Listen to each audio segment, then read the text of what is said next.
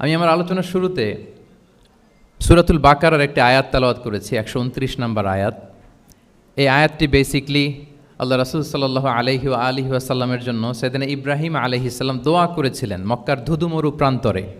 এখনকার মক্কার মতো না, তখন জনমানব শূন্য মক্কা ছিল, ধুধুমরু প্রান্তর, চারিদিকে কেউ নেই।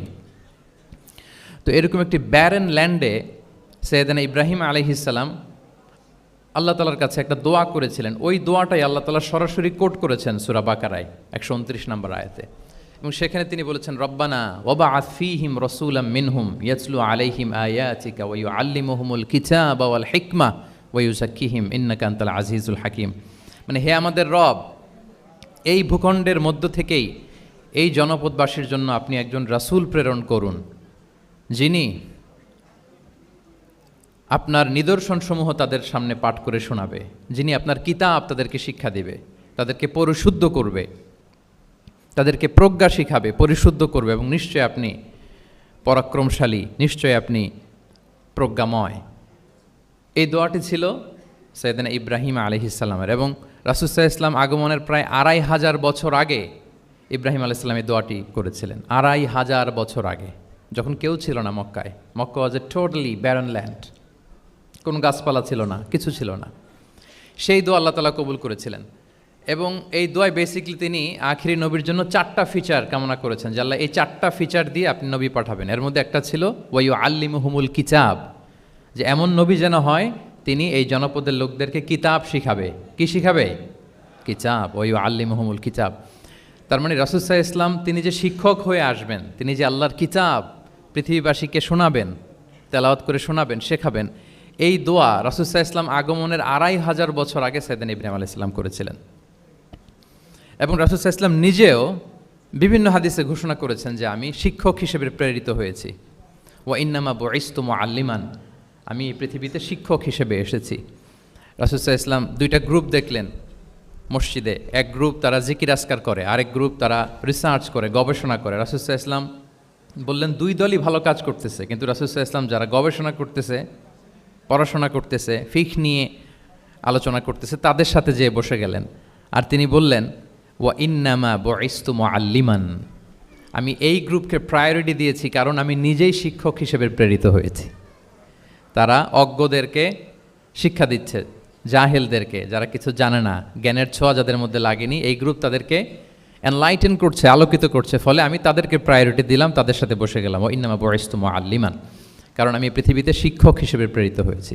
তাহলে ইব্রাহিম আলাইহিস সালামের দোয়ার ফসল তিনি, হি কেম এজ এ টিচার, কারণ ইব্রাহিম আলাইহিস সালাম দোয়া করেছিলেন আল্লাহ এমন নবী পাঠাবেন যিনি ইউআল্লিমুহুমুল কিতাব, এই জনপদের লোকদেরকে কিতাব শিখাবে। এবং রাসূল সাল্লাল্লাহু আলাইহি ওয়াসাল্লাম নিজেও বলেছেন আমি শিক্ষক হিসেবে প্রেরিত হয়েছি। এবং জ্ঞানার্জনকে রাসূল সাল্লাল্লাহু আলাইহি ওয়াসাল্লাম বাধ্যতামূলক করেছেন, ম্যান্ডেটরি ফর অল, এবং জ্ঞান যে সবাই অর্জন করবে এটা তিনি বলেছেন, এটা সবার জন্য অবধারিত, শিক্ষার জন্য, এটা মানুষের মৌলিক অধিকার। তিনি বলেছেন তলাবুল ইলমি ফারিদাতুন আলা কুল্লি মুসলিম, পৃথিবীর প্রতিটি মুসলমানের জন্য জ্ঞান অর্জন এটা ফারিদা, আবশ্যক, ম্যান্ডেটরি, এটা অপশনাল না, এটা কম্পালসারি।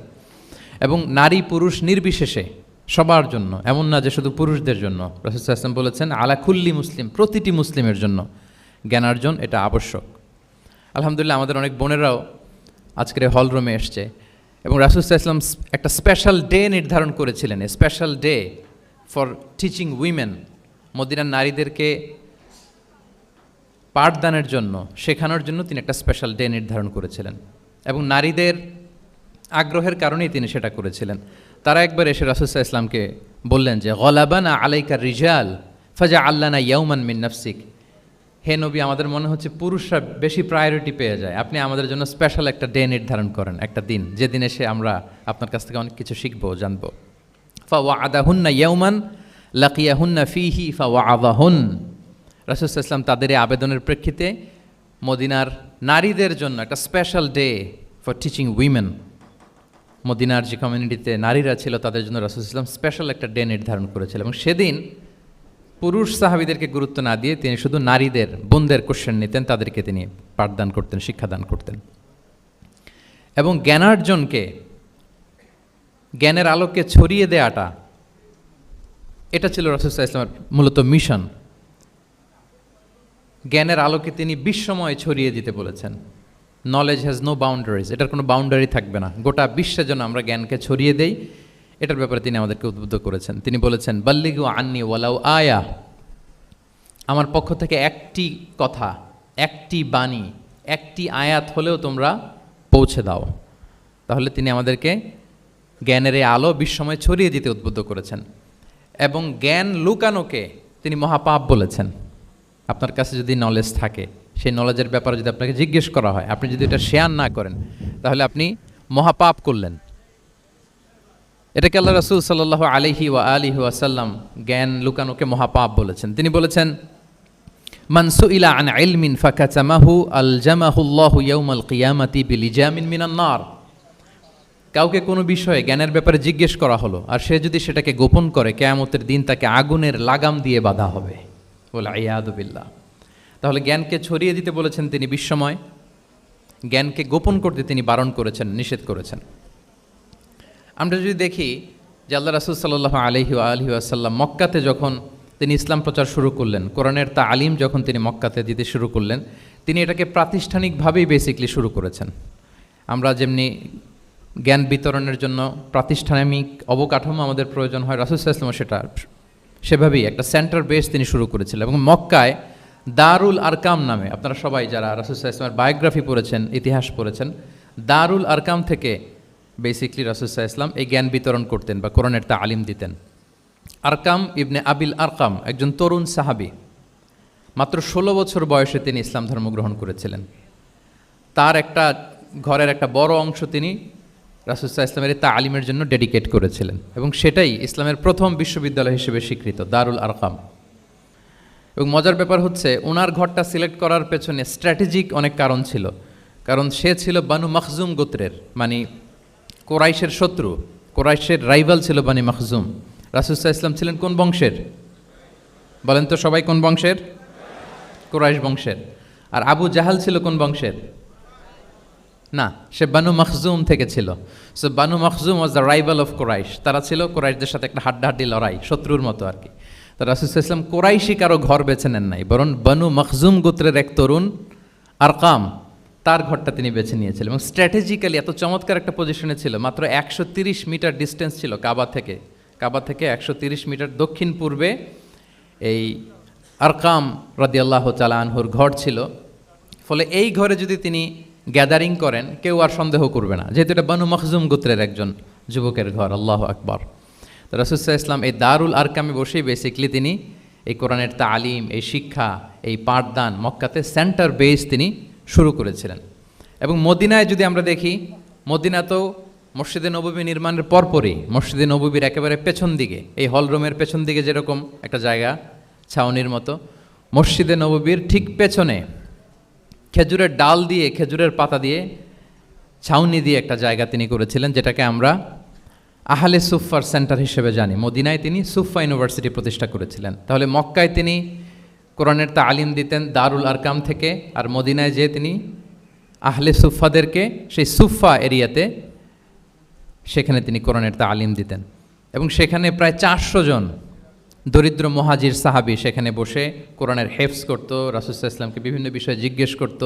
ইসলামের বুনিয়াদি শিক্ষা, the basic of the basics of Islam, আহলে সুফার সাহাবারা সেখানে দুনিয়ার সব কিছুকে স্যাক্রিফাইস করে দিয়ে সেখানে ওনারা রাসূল সাল্লাল্লাহু আলাইহি ওয়াসাল্লামের কাছ থেকে তালিম গ্রহণ করতেন।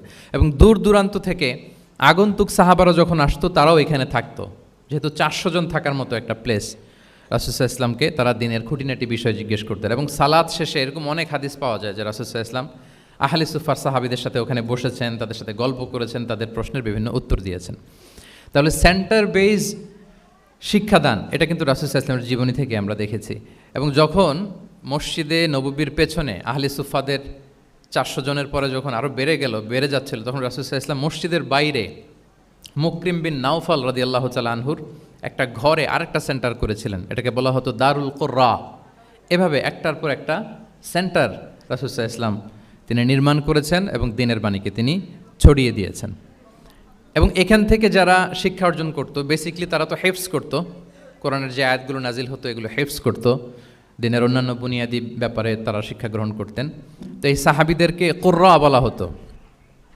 তাদেরকে আবার রাসূল সাল্লাল্লাহু আলাইহি ওয়াসাল্লাম বিভিন্ন এলাকাতে মুআল্লিম হিসেবে প্রেরণ করতেন। এটা রাসূল সাল্লাল্লাহু আলাইহি ওয়াসাল্লামের সুন্নাহ ছিল যে কোনো এলাকায় দ্বীনের শিক্ষা দেওয়ার জন্য আগে মুআল্লিম পাঠাতেন। আমরা জানি যে হিজরতের আগে রাসূল সাল্লাল্লাহু আলাইহি ওয়াসাল্লামের আগেও তিনি মদিনাতে একজন সাহাবীকে পাঠিয়েছিলেন, মুসআব বিন উমাইর।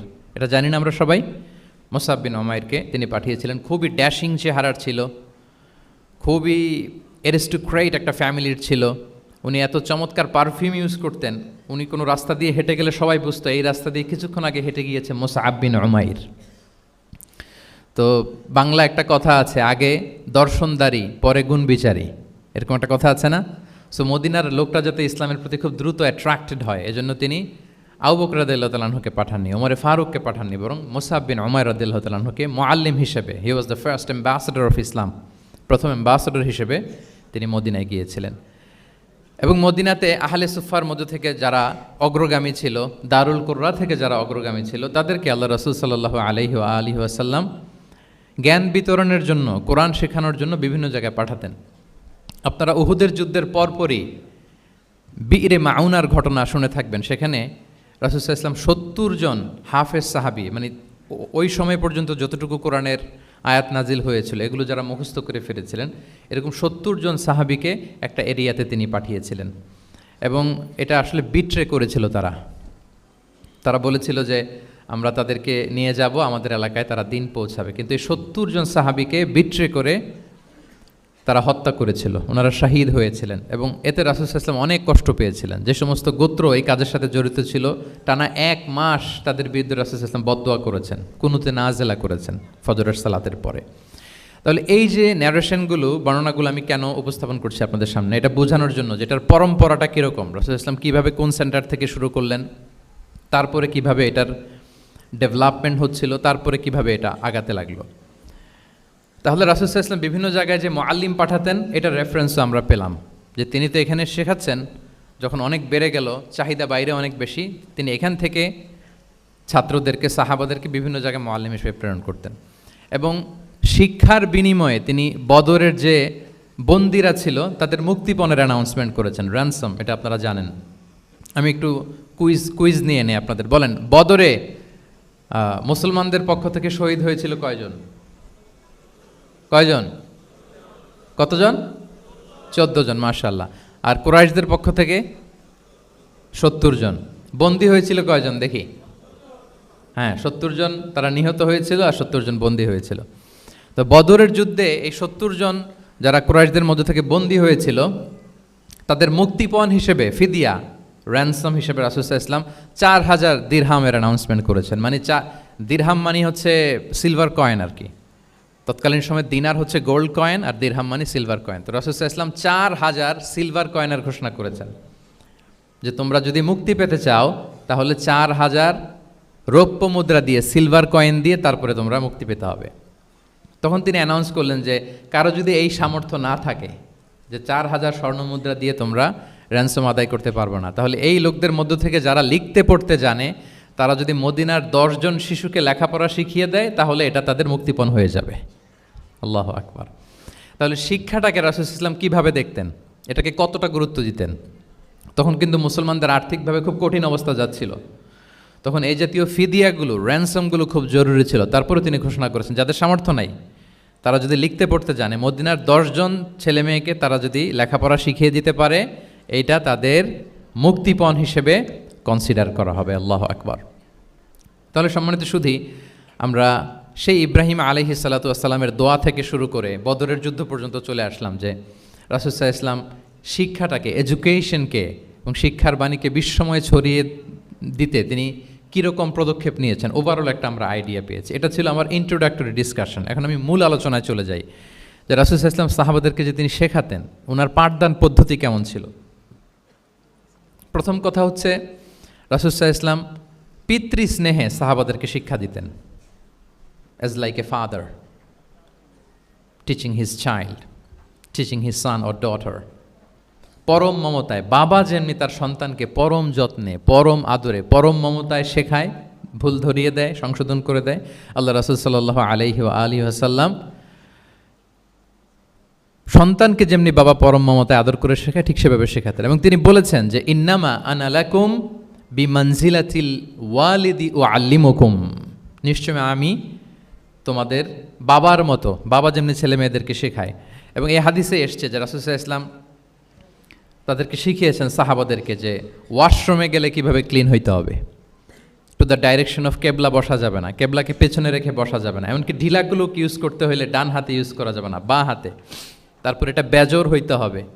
এরকম ধরে ধরে উম্মাকে শিখিয়েছেন। নারীদের মেনস্ট্রুয়েশনাল পিরিয়ডের ব্যাপারে বিধানগুলো শিখিয়েছেন। স্বামী স্ত্রীর অন্তরঙ্গ মুহূর্তের ব্যাপারে মাসআলা কি, ব্যাপারগুলো কি, লিগ্যাল অপিনিয়ন কি, ধরে ধরে বাবা মা যেমনি ছেলে মেয়েদেরকে ধরে ধরে শিখিয়ে দেয় যে এইভাবে this is good and this is bad, dos and don'ts যেমনি মা বাবা শেখায়, আল্লাহ রাসূল সাল্লাল্লাহু আলাইহি ওয়াসাল্লাম বলেন ইন্নামা আনা লাকুম বিমানজিলাতিল ওয়ালিদি ওয়া আল্লিমুকুম, আমি তোমাদের বাবার মতো, বাবা যেমনি শেখায় পরম মমতায়, এভাবে আমি তোমাদেরকে শিক্ষা দিই। এবং রাসূল সাল্লাল্লাহু আলাইহি ওয়াসাল্লাম খুব সহজ করে উপস্থাপন করতেন, কোনো কিছুকে জটিল করতেন না। এটা কিন্তু একজন আদর্শ শিক্ষকের বৈশিষ্ট্য। মানে as easier as you can, যত সহজ করে আপনি আপনার প্রেজেন্টেশনটা করতে পারবেন, তত বেশি আপনার শিক্ষার্থীরা আপনার কাছ থেকে ওই মেসেজ, ওই শিক্ষা, সেটা ওই বার্তাটা তারা গ্রহণ করতে পারবে। এবং সহিহ মুসলিমের হাদিস, আল্লাহ রাসূল সাল্লাল্লাহু আলাইহি ওয়াসাল্লাম তিনি বলেন ইন্নাল্লাহা লাম ইয়াবআসনি মুআন্নিতান ওয়ালা মুতাআন্নিতান ওয়ালাকিন বাআসানি মুআল্লিমান মুয়াসসিরান। আল্লাহু আকবার। আল্লাহ তাআলা আমাকে কঠোরতা আরোপকারী, জটিলকারী করে প্রেরণ করেননি, বরং সহজভাবে, সহজ পন্থায় শিক্ষাদানকারী শিক্ষক হিসেবে প্রেরণ করেছেন। লিটারেলি তিনি মুয়াসসিরান শব্দটা ব্যবহার করেছেন। যেহেতু এখানে ইসলামিক স্টাডিজ, কোরআন, হাদিস যে ডিপার্টমেন্টের শিক্ষার্থী বন্ধুরা আপনারা যারা আছেন, আপনারা শব্দের অর্থটা লিটারেলি বুঝতে পারতেছেন যে তিনি বলেছেন মুআল্লিমান মুয়াসসিরান, আমি সহজপন্থী শিক্ষক হিসেবে প্রেরিত হয়েছি। কোনো জিনিসকে কঠোরতা আরোপ করার জন্য, কঠিন করে প্রেজেন্ট করার জন্য আল্লাহ আমাকে পাঠাননি। রাসূল সাল্লাল্লাহু আলাইহি ওয়াসাল্লাম he used to make things easy and easy, খুব সহজ করে উপস্থাপন করতেন। এবং রাসূল সাল্লাল্লাহু আলাইহি ওয়াসাল্লামের শিক্ষাদান পদ্ধতি ছিল অপটিমিস্টিক, আশাব্যঞ্জক, আশাবাদী। অর্থাৎ তিনি যখন কিছু বলতেন, শেখাতেন, মানুষ আশাবাদী হয়ে উঠত, কনফিডেন্ট পেত, ভয় পেত না। আমরা অনেক সময় মানুষকে খুব ভয় দেখাই। রাসূল সাল্লাল্লাহু আলাইহি ওয়াসাল্লাম কাউকে যখন কোনো দায়িত্ব দিয়ে কোথাও প্রেরণ করতেন, ওনার বিখ্যাত হাদিস তিনি বলতেন ইয়াসসিরু ওয়ালা তুআসসিরু বাশশিরু ওয়ালা তুনাফিরু, সহজ করো, কঠিন করো না, সুসংবাদ দাও, দিন থেকে মানুষকে ভাগিয়ে দিও না। মানে আমাদের প্রেজেন্টেশন যেন এমন না হয় যে আমাদের কথা শুনে মানুষ ভাগে, কাছে কাছে আসে না, বরং এমনভাবে প্রেজেন্টেশন করো যাতে মানুষ কাছে আসে, কমফোর্ট ফিল করে, ওইটাকে রিসিভ করে এবং জীবনের সাথে সে অ্যাডজাস্ট করতে পারে। এবং তিনি যখন বুঝাতেন, সাহাবাদেরকে যখন কোনো জিনিস বুঝাতেন, খুব ধীরস্থিরভাবে কথা বলতেন। কখনো কথা বলার ক্ষেত্রে রাশিং করতেন না, তাড়াহুড়ো করতেন না, নেভার এভার। এবং অনেক সাহাবারা খুব দ্রুত হাদিস বর্ণনা করলে আম্মা জান আয়েশা রাদিয়াল্লাহু তাআলা আনহা এটা অপছন্দ করতেন। বিশেষ করে আবু হুরায়রা রাদিয়াল্লাহু তাআলা আনহুর ব্যাপারে তিনি অবজেকশন দিয়েছিলেন যে তুমি যেভাবে বলো, নবী সাল্লাল্লাহু আলাইহি ওয়াসাল্লাম কিন্তু এত দ্রুত বলতেন না, তুমি যেমনি গড়গড় করে বর্ণনা করো, আল্লাহ রাসূল সাল্লাল্লাহু আলাইহি ওয়াসাল্লাম এত দ্রুত বর্ণনা করতেন না। লাম ইয়াকুন ইয়াসরুদুল হাদিসা কাসারদিকুম কানা ইউহাদ্দিসু হাদিসান লাউ আদ্দাহুল আদ্দুলা আহসাহু। এমনভাবে প্রিয় নবী কথা বলতেন যে কেউ যদি চাইতো, তিনি এই কথার মধ্যে কয়টা বাক্য বলেছেন, কয়টা শব্দ বলেছেন, চাইলে হাতে গুনে ফেলতে পারত। এত প্রেসাইজ অ্যান্ড ক্লিয়ার ছিল। তিনি কয়টা বাক্য বললেন এই বক্তব্যে, কয়টা শব্দ বললেন, এটাও গুনে ফেলা যেত। আল্লাহু আকবার। কানা ইয়াতাকাল্লামু বিকালামিন বাইনাহু ফাসলুন ইয়াহফাযুহু মান জালাসা ইলাইহি। এবং কথা বলতে বলতে মাঝখানে পজ দিতেন, মানে একটু থামতেন, ফলে যারা শুনতো তারা একেবারে মুখস্থই করে ফেলতে পারতো। আল্লাহু আকবার। এটা কিন্তু একজন আদর্শ শিক্ষকের বৈশিষ্ট্য যে যখন আমরা ক্লাস নিব, যখন আমরা বুঝাবো, খুব ধীরস্থিরভাবে আমি কথা বলবো, মাঝে মাঝে পজ দিব। রাসূল সাল্লাল্লাহু আলাইহি ওয়াসাল্লাম পজ দিতেন, থামতেন, যাতে ছাত্ররা নিতে পারে। সব শিক্ষার্থীদের এক ধরনের ক্যাপাসিটি না, ক্যাপাসিটি ইস্যু নিয়ে আমি সামনে কথা বলতেছি ইনশাআল্লাহ। তো তাহলে এইভাবে তিনি বেসিকলি তালিম দিতেন বা প্রেজেন্ট করতেন। আচ্ছা, শিক্ষা দেওয়ার ক্ষেত্রে দুইটা ধরন ছিল রাসূল সাল্লাল্লাহু আলাইহি ওয়াসাল্লামের। কখনো হয়তো ওয়ান অন ওয়ান মিটিং, একজন সাহাবীকে টার্গেট করে তাকে কিছু শেখাচ্ছেন, জানাচ্ছেন বা বলছেন। আবার কখনো একজন না, একাধিক সাহাবী বা অনেক সাহাবীদেরকে, অনেক মানুষকে তিনি অ্যাড্রেস করছেন। তাহলে এই দুইভাবে তিনি অ্যাড্রেস করতেন। এক নম্বর হচ্ছে প্রাইভেট লার্নিং সেশন, আর একটা হচ্ছে পাবলিক লার্নিং সেশন। দুইটাই রাসূল সাল্লাল্লাহু আলাইহি ওয়াসাল্লামের সিরা যদি আপনি স্ক্যানিং করেন আপনি পাবেন। প্রাইভেটলি এরকম অনেক হাদিস পাওয়া যায় যে হাদিসগুলোতে দেখা যায় যে রাসূল সাল্লাল্লাহু আলাইহি ওয়াসাল্লাম ওয়ান অন ওয়ান মিটিং করেছেন, শুধু একজনকে কিছু শেখাচ্ছে। এটা স্পেশালি হতো যখন তিনি কারোর সাথে রাইড শেয়ার করতেন। রাইড অর্থাৎ তিনি উটে ছিলেন, উটের পেছনে আরেকজন সাহাবী বসা, তিনি গাধার উপরে বসা, পেছনে আরেক সাহাবী বসা, তিনি খচ্চরের উপর বসা, আরেক সাহাবী বসা। যখন তিনি রাইড শেয়ার করতেন, এরকম ভুরি ভুরি হাদিস আপনারা পাবেন যে মুআয ইবনে জাবাল বলতেছে যে কুনতু রদিফা রাসূলিল্লাহ, কুনতু খালফা রাসূলিল্লাহ। আমরা একবার আল্লাহ রাসূল সাল্লাল্লাহু আলাইহি ওয়াসাল্লামের সাথে আমি একবার উটের পেছনে বসা ছিলাম। আব্দুল ইবনে আব্বাস বলতেছেন আমি উটের পেছনে বসা ছিলাম। ফদল ইবনে আব্বাস বলতেছেন আমি একবার একটা খচ্চরের পেছনে বসা ছিলাম। When he was sharing his riding যখন শেয়ার করতেন, ওই মুহূর্তগুলোতে এমন চমৎকার চমৎকার কিছু বার্তা রাসূল সাল্লাল্লাহু আলাইহি ওয়াসাল্লাম ওই সাহাবীদেরকে দিয়েছেন, যেগুলো আমরা হাদিস গ্রন্থগুলোতে পড়ে অবাক হয়ে যাই। তাহলে এক নাম্বার হচ্ছে private learning session, one on one meeting, যেটা one to one conversation, very interactive. এটা অন্য কেউ নাই, একজন সাহাবীকে কিছু বলছেন, একজনের সাথে বসা। আচ্ছা, এরকম একটা ছোট্ট হাদিস যদি শেয়ার করি, আব্দুল্লাহ ইবনে আব্বাস রাদিয়াল্লাহু তাআলা আনহু উনি বলেন কুনতু খালফা রাসূলিল্লাহি সাল্লাল্লাহু আলাইহি ওয়াসাল্লাম ইয়াওমান, একদিন আমি, এই যে দেখেন বর্ণনা ভঙ্গি কেমন, একদিন আমি রাসূল সাল্লাল্লাহু আলাইহি ওয়াসাল্লামের পেছনে বসা, মানে কোনো একটা ওটের উপর বা গাধার উপরে বসা। ফাকালা, তিনি বললেন ইয়া গুলাম, হে কিশোর। রাসূল সাল্লাল্লাহু আলাইহি ওয়াসাল্লামের শব্দ চয়নগুলো অসাধারণ। আমরা অনেক হাদিস আজকে শেয়ার করার চেষ্টা করব, আপনি বাক্য চয়ন, শব্দ চয়ন শুনলে অবাক হবেন। ইয়া গুলাম, হে কিশোর, ইন্নী ও আল্লিমুকা কালিমাতিন, আমি তোমাকে চমৎকার কিছু কথা শিখিয়ে দিচ্ছি, শোনো। তখন কিন্তু কেউ নাই। এই হাদিস উনি বর্ণনা না করলে আমরা জানতে পারতাম না, কারণ ওনারা এক ওটের উপরে বা ঘোড়ার উপরে ছিলেন। পরে যখন আব্দুল ইবনে আব্বাস এটা ন্যারেট করলেন তখন আমরা জানতে পেরেছি। তো এটা ছিল প্রাইভেট লার্নিং সেশন, শুধু ওনার সাথে। তোমাকে কিছু কথা শিখিয়ে দেই। ইহফাদিল্লাহ ইয়াহফাযকা, ইহফাদিল্লাহ তাজিদহু তুজাহাক, এটা অনেকের মুখস্থ আছে না, বিখ্যাত হাদিস, আল আরবাউন আন-নববিয়ার ভেতরেও আছে। তুমি আল্লাহর বিধানগুলোকে সংরক্ষণ করো, রক্ষণাবেক্ষণ করো, টেক কেয়ার করো, আল্লাহ তোমার টেক কেয়ার করবেন। তুমি আল্লাহর বিধান টেক কেয়ার করো, আল্লাহ তোমার পাশে থাকবেন। ইদা সাআলতা ফাসআলিল্লাহ, হে আব্দুল্লাহ, যখন চাইবে আল্লাহর কাছে চাইবে, যখন ফরিয়াদের হাত তুলবে কেবলমাত্র আল্লাহর কাছেই তুলবে। ওয়া ইদা ইসতাআনতা ফাসতাঈন বিল্লাহ, যখন সাহায্য চাইবে কেবল আল্লাহর কাছেই সাহায্য চেয়েও। ওয়া আলাম আন্নাল উম্মাতা লাউ ইজতামাআত আলা আন ইয়ানফাউকা বিশাইইন লাম ইয়ানফাউকা ইল্লা বিশাইইন কদ কাতাবাহুল্লাহু লাক। গোটা বিশ্বের সবাই মিলে যদি তোমার কোনো উপকার করতে চায়, তাহলে ততটুকুই করতে পারবে যতটুকু আল্লাহ তোমার ভাগ্যে রেখেছে। আল্লাহ যতটুকু উপকার তোমার ভাগ্যে রেখেছে অতটুকুই হবে। ওয়া ইন ইজতামাউ আলা আন ইয়াদুররুকা বিশাইইন লাম ইয়াদুররুকা ইল্লা বিশাইইন কদ কাতাবাহুল্লাহু আলাইক।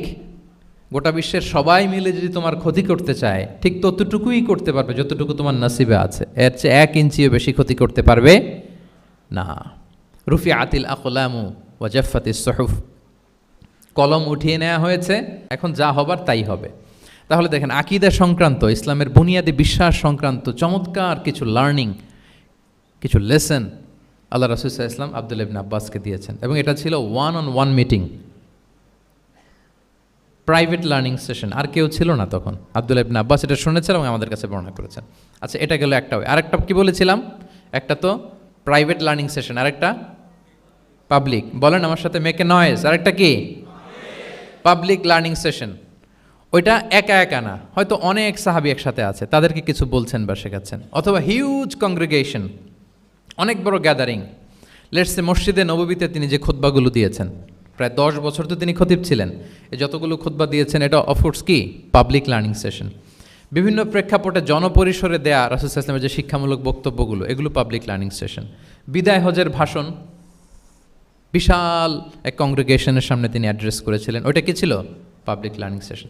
তাহলে সেখানের পদ্ধতিটা বেসিকলি 2 ধরনের। একটা ছিল, বলেন আমার সাথে, একটা ছিল প্রাইভেট লার্নিং সেশন, আর একটা পাবলিক লার্নিং সেশন। আচ্ছা, এই তো, লেটস মুভ অন। এবার আমরা চলে যাব যে তিনি যেসব শিখন পদ্ধতি অবলম্বন করতেন, শেখানোর ক্ষেত্রে কি কি মিনস, কি কি ওয়ে তিনি অবলম্বন করতেন, সেগুলো আমরা শেয়ার করি। অনেকগুলো মিনস তিনি ইউজ করতেন, অনেকভাবে তিনি পাঠদান করতেন, সাহাবাদেরকে শিক্ষা দিতেন। এর মধ্যে অন্যতম একটা মাধ্যম হচ্ছে তিনি সাহাবাদেরকে কোশ্চেন করতেন, কোশ্চেন করে সঠিক উত্তর পেলে তিনি উৎসাহ দিতেন খুব। মনে রাখতে হবে রাসূল সাল্লাল্লাহু আলাইহি ওয়াসাল্লামের শিক্ষাটা বেসিকলি ছিল Q&A বেসড। সামনে আমরা ইন ডেপথ যখন আরও ঢুকবো, basically oral based, oral session ছিল, মুখে মুখে। কারণ আমাদের মতো তো এত কাগজ কলম ছিল না। এখন যেমনি আপনাদেরকে হোমওয়ার্ক দেয়, অ্যাসাইনমেন্ট দেয়, এগুলো ছিল নাকি তখন? রাসূল সাল্লাল্লাহু আলাইহি ওয়াসাল্লামের সময় অ্যাসাইনমেন্ট দেওয়ার রীতি ছিল? বলেন, আপনাদের অ্যাসাইনমেন্ট দেয় স্যাররা? হ্যাঁ, সবাইকে দেয়? ভাল লাগে অ্যাসাইনমেন্ট করতে?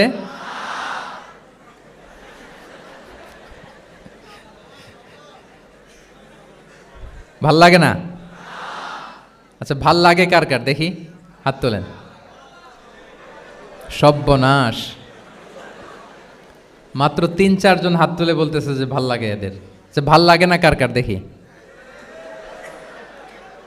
ইয়া আল্লাহ, আল্লাহ তাআলা হেদায়েত দান করুক আমাদেরকে। আচ্ছা, এবার 2 বারের 1 বারও যারা হাত তোলেন নাই তারা হাত তোলেন। একদল আছে খুব চালাক, ভাবে যে কোন দলে কখন হাত তুলে আবার কোন বিপদে পড়ি। তো এই যে এখন স্যাররা হোমওয়ার্ক দেন, কাজ দেন, অ্যাসাইনমেন্ট দেন, এটা তো ওই সময় ছিল না। ফলে এটা রাসূল সাল্লাল্লাহু আলাইহি ওয়াসাল্লামের পাঠদান পদ্ধতিটা বেসিকলি ছিল Q&A বেসড, প্রশ্নোত্তর পর্ব। সাহাবারা জিজ্ঞেস করতেন, না জানলে রাসূল সাল্লাল্লাহু আলাইহি ওয়াসাল্লাম আবার জিজ্ঞেস করতেন, দেখি ওরা জানে কি না। এরকম অনেকভাবে তিনি শেখাতেন, আমরা সামনের দিকে আরও দেখব। তো রাসূল সাল্লাল্লাহু আলাইহি ওয়াসাল্লাম সাহাবাদেরকে প্রশ্ন ছুটতেন, তিনি ট্রাই করতেন, দেখতেন যে দেখি ওরা পারে কিনা, ব্যাপারটা জানে কিনা। যদি কেউ সঠিক আনসার দিতে পারতো, রাসূল সাল্লাল্লাহু আলাইহি ওয়াসাল্লাম খুব উৎসাহ দিতেন, তাদেরকে প্রশংসা করতেন এবং উৎসাহ দিতেন। স্যাররা যখন আমাদের ক্লাসে প্রশংসা করে, ভাল লাগে না আমাদের? আমার প্রেজেন্টেশন খুব প্রশংসা করলো, আমার অ্যাসাইনমেন্টের খুব প্রশংসা করলো, আমাকে ইন্সপায়ার করলো, আমি আরও মোটিভেটেড হব না?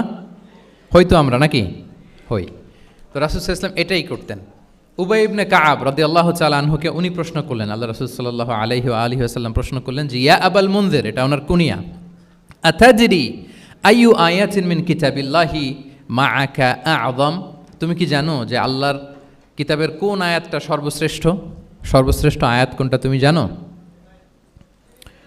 তখন উবাই ইবনে কাআব রাদিয়াল্লাহু তাআলা আনহু বললেন যে, আল্লাহু লা ইলাহা ইল্লা হুয়াল হাইয়ুল কাইয়্যুম, মানে আয়াতুল কুরসি। এটা কোন আয়াত?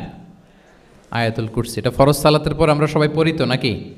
হ্যাঁ, মান কারা আয়াতুল কুরসি দুবরা কুল্লি সালাতিন মাকতুবাতিন লাম ইয়ামনাহু মিন দুখুলিল জান্নাতি ইল্লাল মাউত। ফরজ সালাতের পরে যারা আয়াতুল কুরসি পড়ে, তার জান্নাতে প্রবেশে কোনো বাধা থাকে না, একটা জিনিস ছাড়া, মানে মৃত্যু, মরণ। লোকটা মরে না, তাই জান্নাতে যায় না। মরলেই জান্নাতি। তো হে উবাই, হে ইয়া আবাল মুনযির, তুমি কি জানো কোরআনের সর্বশ্রেষ্ঠ আয়াত কোনটা? তিনি বললেন যে আয়াতুল কুরসি। এটা শুনে রাসূল সাল্লাল্লাহু আলাইহি ওয়াসাল্লাম খুব খুশি হলেন। খুশি হয়ে কী করলেন? ফাদারাবা ফি সদরি, তিনি বললেন যে তিনি আমার বুকে একটা আলতো চাপড় দিলেন। এটা ভালোবাসার আলতো চাপড়, এরকম উৎসাহ দেওয়ার জন্য, যে সাবাস। আমরা মাঝে পিঠে কাউকে আলতো চাপড় দিয়ে কি বলি? ব্রেভো, সাবাস, মাশাআল্লাহ, এগুলো বলি না? তো রাসূল সাল্লাল্লাহু আলাইহি ওয়াসাল্লাম বুকে আলতো চাপড় দিয়ে বললেন, ওয়াল্লাহি লিয়াহনিকাল ইলমু আবাল মুনযির, তোমার এলম, তোমার জ্ঞান কল্যাণময় হোক হে আবাল মুনযির, মোবারক হোক তোমার জন্য তোমার এলম। May knowledge be pleasant for you, তোমার জ্ঞানটা বরকতময় হোক, কল্যাণময় হোক।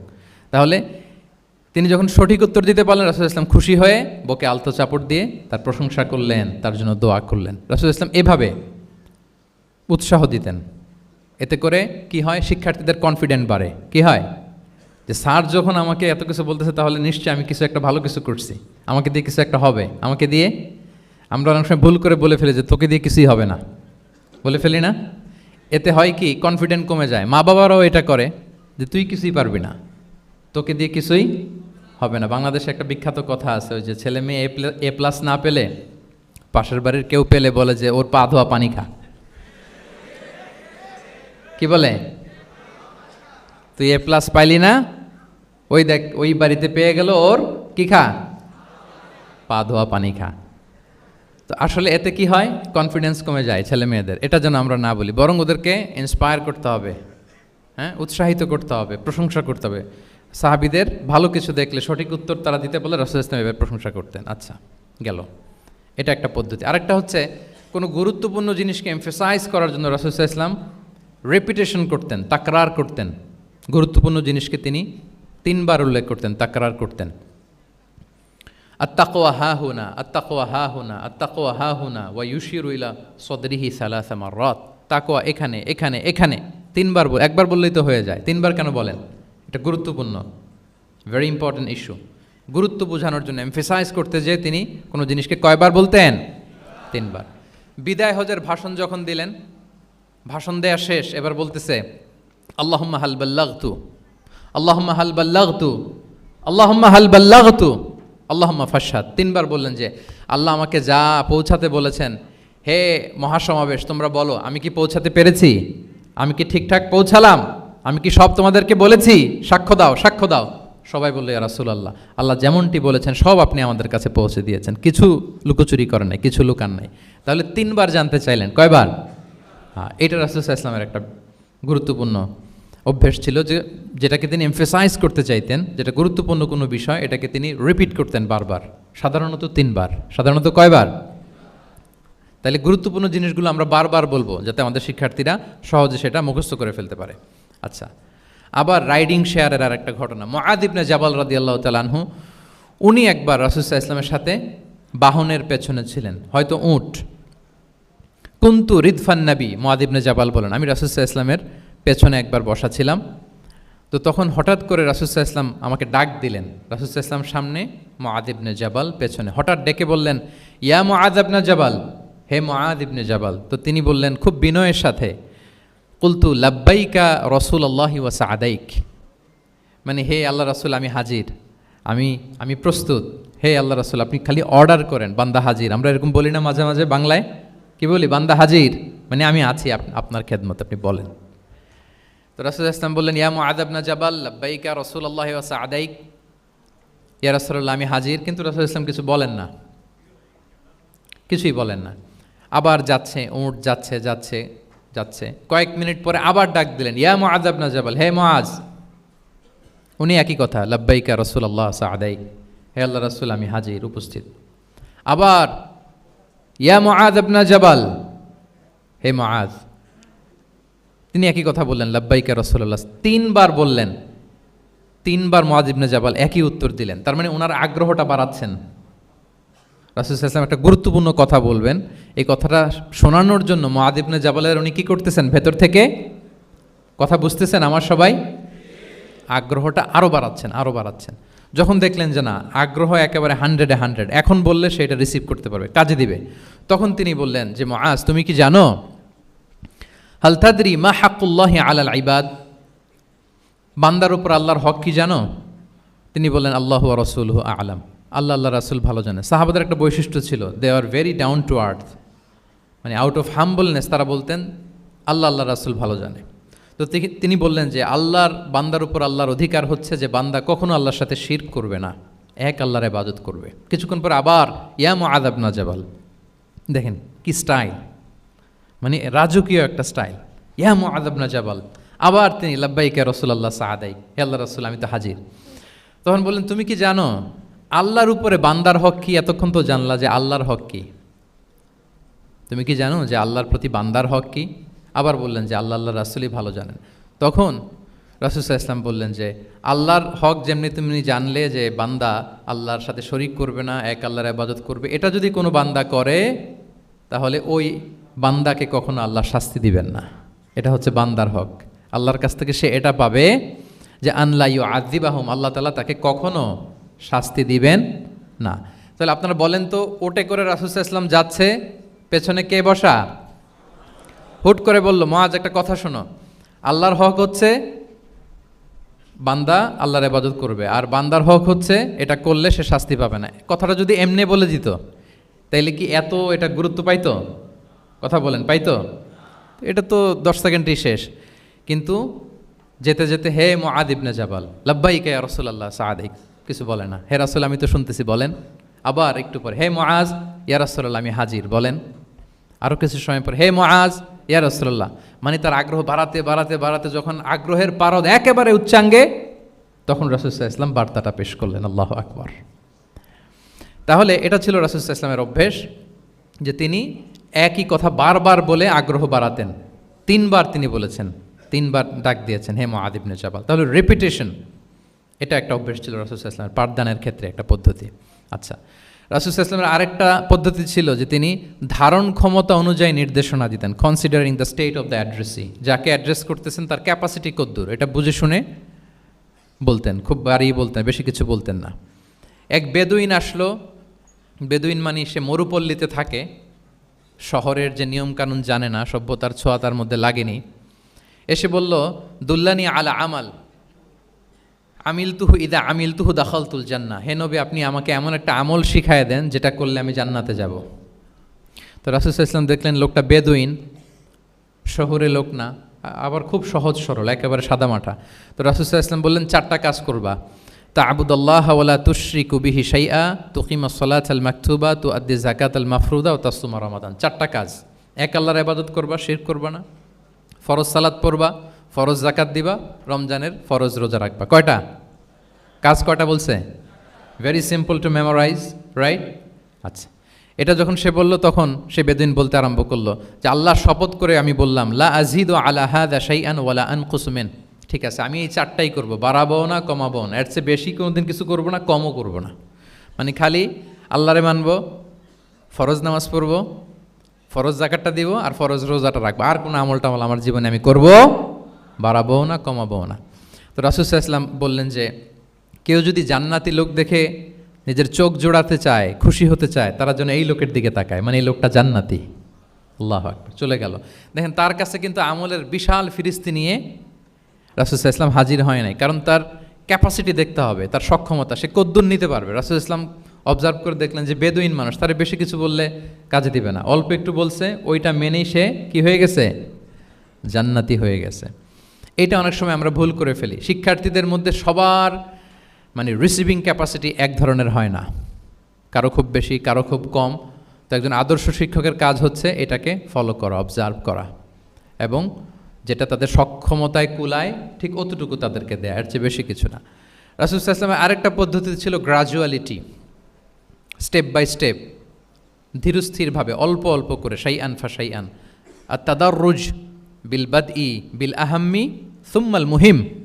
আগে সবচেয়ে গুরুত্বপূর্ণ, starting with the most important affair first, then the important affair, then the important. সবচেয়ে গুরুত্বপূর্ণটা আগে, এরপরে যেটা কম গুরুত্বপূর্ণ, এরপরে কম গুরুত্বপূর্ণ। তাহলে একটু একটু করে বললে এটা মানুষের ফিতরাতের সাথেও যায়, তার নেচারের সাথেও যায়। আমরা মদ হারাম হওয়ার কথা জানি, কয়টা স্টেপে হারাম হয়েছিল মদ? একবারে যদি বলা হতো বন্ধ করার সহজ হতো সাহাবাদের জন্য? হতো না। অনেকে আছে দেখবেন যে চেইন স্মোকার, বুঝতে পেরেছেন তো? মানে অনেক সিগারেট খায়, লেটসে দিনে 10 থেকে 15টা খায়। তো যে চেইন স্মোকার, আপনি যদি বলেন যে এটা হারাম, আজকেই তোমার বাদ দিতে হবে, হারাম, এটা খাইতে পারবে না, পারবে? ও দুনিয়া সব বাদ দিতে পারবে, সিগারেট বাদ দিতে পারবে না। তো তারে কি করতে হবে? ফ্লেক্সিবিলিটি দিতে হবে, যে আস্তে আস্তে ছাড়েন, 10টা করে খান, তো চালাইতে থাকেন না, মানে চালাইতে থাকেন মানে আজকে 10টা খাইছেন, কালকে 9টা করে খান, চালাইতে থাকেন, একসাথে সব বন্ধ করার দরকার নেই। তারপরের সপ্তাহে 8টা করে খান, এরপরের সপ্তাহে 5টা করে খান, অল্প অল্প করে অবশ্যই সে কমাতে পারবে। এরপরের সপ্তাহে 2টা খান, এরপরের সপ্তাহে বন্ধ করেন না, চালাইতে থাকেন। সে চালাচ্ছে কিন্তু কমিয়ে আনতেছে, চালাচ্ছে কিন্তু। আচ্ছা, যেই সপ্তাহে সে একটা সিগারেট খেলো, এরপরের সপ্তাহে ওটা তো বাদ দিলেও তার গায়ে লাগার কথা না, ঠিক কিনা বলেন? যেই সপ্তাহে কয়টা খেলো, এটা তো স্যাক্রিফাইস করা যায়, কিন্তু 10টা থেকে 0-তে আসা সহজ না। তাহলে গ্রাজুয়ালি আমরা এই ভুলটা করি। অনেকের নতুন করে আল্লাহ তাআলা রিয়েলাইজেশন দিয়েছেন, নতুন দিনে আসছে, দিনে ফিরছে, মানে প্র্যাকটিসিং হতে চায়। এখন আপনি তারে পাইয়া এমন নিয়ম কানুন দেখাচ্ছেন, বেচারা তো বলে আগে যা ছিলাম ওইটাই ভালো ছিলাম। এরকম হয় না অনেক সময়? হ্যাঁ, ধরেন যে কোনো একজন নারী, সে হয়তো পর্দা মেনটেন করে না, একটু হিপ হপ স্টাইলে চলাফেরা করে। তো সে ভাবলো যে না, আমি তো অনেক ভুল করে ফেলছি, আমি সংশোধন হব, আমি প্র্যাকটিসিং হতে চাই। তা এখন যখন সে আপনার কাছে আসছে নাসিহাত নেওয়ার জন্য, আপনি যদি বলেন যে তোমার এই করতে হবে, বোরকা ঝুলাইতে হবে, হাত মোজা, পা মোজা, পারবে? এ বলবে আগে যা ছিলাম ভালোই ছিলাম। তাকে একটু একটু করে বোঝাতে হবে, মানে এই হেজাব এটা কেন, হ্যাঁ, কাভারিং আওরা এটা কেন এটা করতে, এটা বেনিফিটটা আগে বুঝালেন, যে Islam consider women as a queen. নারীকে ইসলাম কি হিসেবে কনসিডার করে? রানী হিসেবে। তো রানীর তো একটা ড্রেস কোড থাকবে, স্পেশাল পোশাক থাকবে, এগুলো বুঝাবেন। সে যাতে একটু নিজেকে গুছিয়ে চলে, শুরুর দিকে আপনি এই বার্তা দিতে পারেন যে একটু গুছিয়ে চলতে হবে। এরপর একটু শালীন পোশাকে যেন সে অভ্যস্ত হয়, এটা বললেন। সে যখন শালীন পোশাকে অভ্যস্ত, তারপরে হেজাবের ফজিলত বললেন, সে যেন হেজাব পরে। যখন সে হেজাব পরে, এরপরে তাকে নেকাবের কথা বললেন। এইভাবে আস্তে আস্তে তাকে বোঝাতে হবে। কিন্তু একবারে যদি সব চাপিয়ে দেন, বলেন তো আওয়াজ করে, সে কি ওটা রিসিভ করতে পারবে? কারণ এই যে গ্রাজুয়ালিটি আর তাদাররুজ, এই সিস্টেমটা আপনি ভায়োলেট করেছেন, করেন নাই। মুআয ইবনে জাবাল রাদিয়াল্লাহু তাআলা আনহুকে আল্লাহ রাসূল সাল্লাল্লাহু আলাইহি ওয়াসাল্লাম তিনি ইয়ামানের গভর্নর করে পাঠিয়েছেন, ইয়ামানের গভর্নর। তো পাঠানোর আগে he was explaining a teaching guideline to his fellow সাহাবা। ওনাকে শিখাইতেছেন, তুমি যে যাবা মুআল্লিম হিসেবে, গভর্নর হিসেবে, কীভাবে দাওয়াতটা দিবে আগে শোনো। তিনি মুআয ইবনে জাবালকে বললেন, ইন্নাকা তা'তি কওমান মিন আহলিল কিতাব। হে মুআয, জেনে রাখো, এমন একটা এলাকায় তোমাকে পাঠাচ্ছি, তারা কিন্তু আহলে কিতাব, মানে তারা হচ্ছে Jewish and Christian community, they are not Muslim, তারা কিন্তু ইহুদি খ্রিস্টান ওখানে। সো তুমি কিভাবে দাওয়াত দিবা? ফাদউহুম ইলা শাহাদাতি আন লা ইলাহা ইল্লাল্লাহ আন্না মুহাম্মাদুর রাসূলুল্লাহ। প্রথমে তাওহীদের দাওয়াত দিবা। আওয়াজ করে বলেন, প্রথমে দাওয়াত হবে কিসের? তাওহীদের। ফাইনহুম আতাউ লিযালিক, বাক্যটা খেয়াল করেন। যখন তারা এটা মেনে নিবে, এটাতে অভ্যস্ত, তারপর তুমি দাওয়াত দিবা যে আল্লাহ প্রতিদিন 5 ওয়াক্ত সালাত ফরজ করেছেন। কয় ওয়াক্ত? 5 ওয়াক্ত সালাত। আচ্ছা, ফাইনহুম আতাউ লিযালিক, যখন তারা 5 ওয়াক্তে সালাতেও অভ্যস্ত হবে, তখন বলবা যে আল্লাহ তাআলা ধনীদের উপর যাকাত ফরজ করেছেন। ফাইনহুম আতাউ লিযালিক, যখন ওইটা মানবে, এরপরে বলবা রমজানের রোজা ফরজ করেছেন। সুবহানাল্লাহ, সুবহানাল্লাহ, আল্লাহু আকবার। তাহলে ধাপে ধাপে দেখেন, এই যে টিচিং গাইডলাইন তিনি দিচ্ছেন ওনার ফেলো সাহাবাকে, ফেলো ক্যাম্পেনিয়নকে, যে তুমি ইয়ামানে যে একবারে সব বিধান তুমি যা জানো, মনে করো না যে সবাই ওইটা মানবে। তারা জুইশ, তারা ক্রিশ্চিয়ান, একটু একটু করে তাদেরকে দাওয়াত দিতে হবে। তাহলে গ্রাজুয়ালিটি, পাঠদান পদ্ধতির একটা অন্যতম বিষয় হচ্ছে কি? গ্রাজুয়ালিটি, মানে ধাপে ধাপে, ধীরে ধীরে, অল্প অল্প করে বোঝানো। আচ্ছা, রাসূল সাল্লাল্লাহু আলাইহি ওয়াসাল্লাম মাঝে মাঝে কোনো কথার গুরুত্ব বোঝানোর জন্য শপথ করতেন, drawing attention by making oath, শপথ করে কথার গুরুত্ব বোঝাতেন। তিনি বলতেন, ওয়াল্লাহি ইন্নী লা আস্তাগফিরুল্লাহ ওয়া আতুবু ইলাইহি ফিল ইয়াউমি আকসারা মিন ৭০ মাররা। আল্লাহর শপথ, আমি নবী প্রতিদিন ৭০ বারেরও বেশি তওবা ইস্তেগফার করি। কয়বারেরও বেশি? ৭০ বার। এই কথাটার তাওবা ইস্তেগফারের গুরুত্ব বোঝাতে যেয়ে তিনি শুরুতে বলেছেন ওয়াল্লাহি, আল্লাহর শপথ। এরকম অনেক হাদিসে পাওয়া যায়, তিনি বলেছেন ওয়াল্লাযী নাফসু মুহাম্মাদিন বিয়াদিহি, ওই সত্তার শপথ যার হাতে মুহাম্মাদের আত্মা। আবার মাঝে মাঝে বলেছেন ওয়াল্লাযী নাফসি বিয়াদিহি, ওই সত্তার শপথ যার হাতে আমার আত্মা। এভাবে বলে তিনি কথা শুরু করেছেন। যখন তিনি এরকম শপথ করতেন, তখন কথার গুরুত্ব বোঝা যেত। কি বোঝা যেত? গুরুত্ব বোঝা যেত। তাহলে শপথ করে মাঝে মাঝে তিনি জিনিস বোঝাতেন। আচ্ছা, আমরা আমাদের বিভিন্ন প্রেজেন্টেশন বা লেকচার বোঝানোর জন্য অনেক মিনস ইউজ করি না? আল ওয়াসাইল তা'লিমিয়া, এটাও কিন্তু রাসূল সাল্লাল্লাহু আলাইহি ওয়াসাল্লাম করতেন। আমরা কি করি? আমি তো জানি না আপনাদের আইএসসিতে ক্লাসরুমগুলো কেমন। নিশ্চয়ই সেখানে বোর্ড আছে। কি আছে? হোয়াইট বোর্ড নাকি ডিজিটাল বোর্ড? আচ্ছা, ডিজিটাল বোর্ডে যাননি আপনারা, আস্তে আস্তে যাবেন। হোয়াইট বোর্ডে তো আছেন। হোয়াইট বোর্ডে কী দিয়ে লেখা হয়? মার্কার। আচ্ছা, প্রেজেন্টেশন স্লাইড মাঝে মাঝে ইউজ করেন না? বা টিচার করে কি না? তো সেটা কীভাবে করে? মাইক্রো প্রজেক্টর দিয়ে করে। এগুলো হচ্ছে আল ওয়াসাইল তা'লিমিয়া। তো রাসূল সাল্লাল্লাহু আলাইহি ওয়াসাল্লামের সময় তো এই স্লাইডও ছিল না, ডিজিটাল বোর্ডও ছিল না, হোয়াইট বোর্ডও ছিল না, হ্যাঁ, মার্কার ছিল না, ওইরকম কিছু ছিল না। তো উনি কি ইউজ করতেন? উনিও চমৎকার চমৎকার কিছু মাধ্যম ইউজ করতেন। আপনারা শুনলে অবাক হবেন। আপনাদের মনোযোগ আছে তো সবার, না? আচ্ছা, আমরা দেখি যে উনি কি ইউজ করতেন। উনি অনেক ধরনের ভিজুয়াল ডেমনস্ট্রেশন করতেন।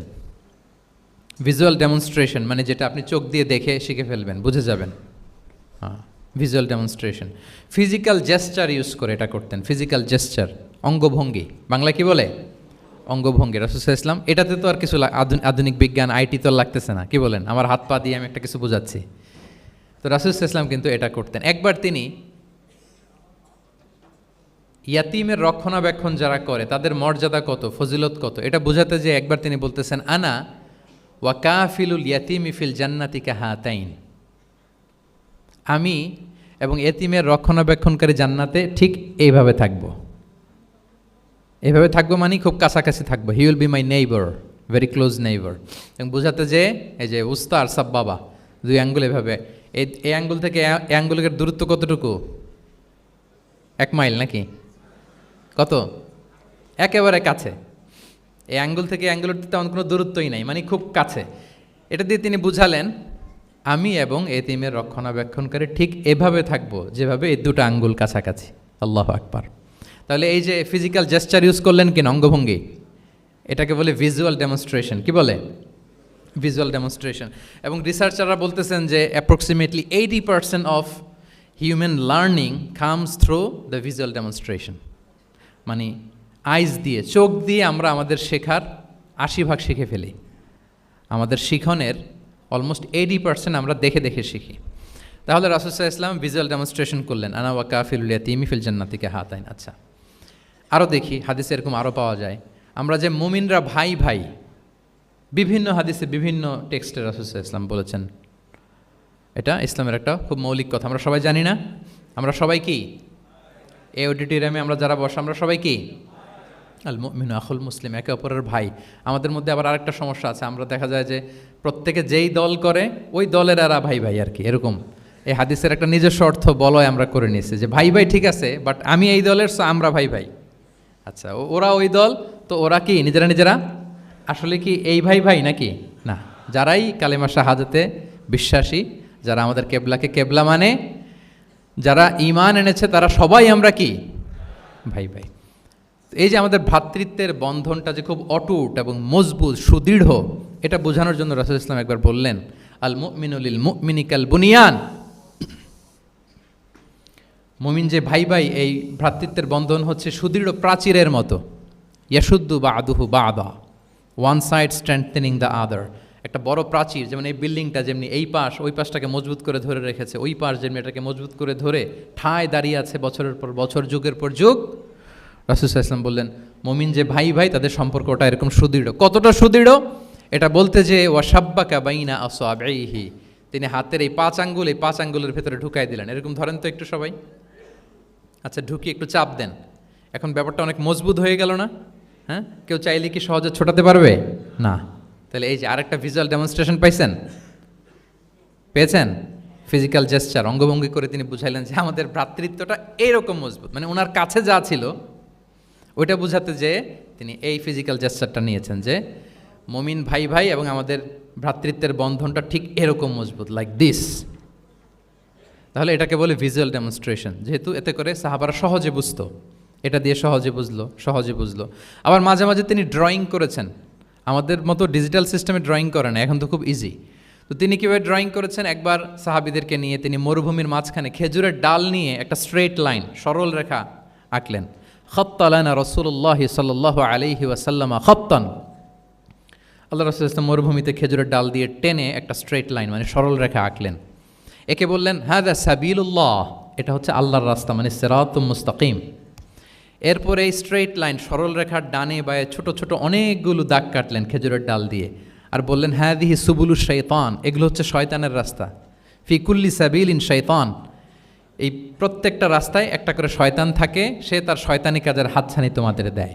তাহলে খেজুরের ডাল দিয়ে একটা স্ট্রেট লাইন সরল রেখা করে বললেন এটা সিরাতুম মুস্তাকিম সাবিলুল্লাহ, আর ডানে বায়ে ছোট ছোট দাগ কেটে বললেন এগুলো হচ্ছে সাবিলুশ শয়তান। ওই পথে, শয়তানের হাতছানি দেয়া পথে কভু যাওয়া যাবে, বরং সিরাতুল মুস্তাকিমে থাকা লাগবে।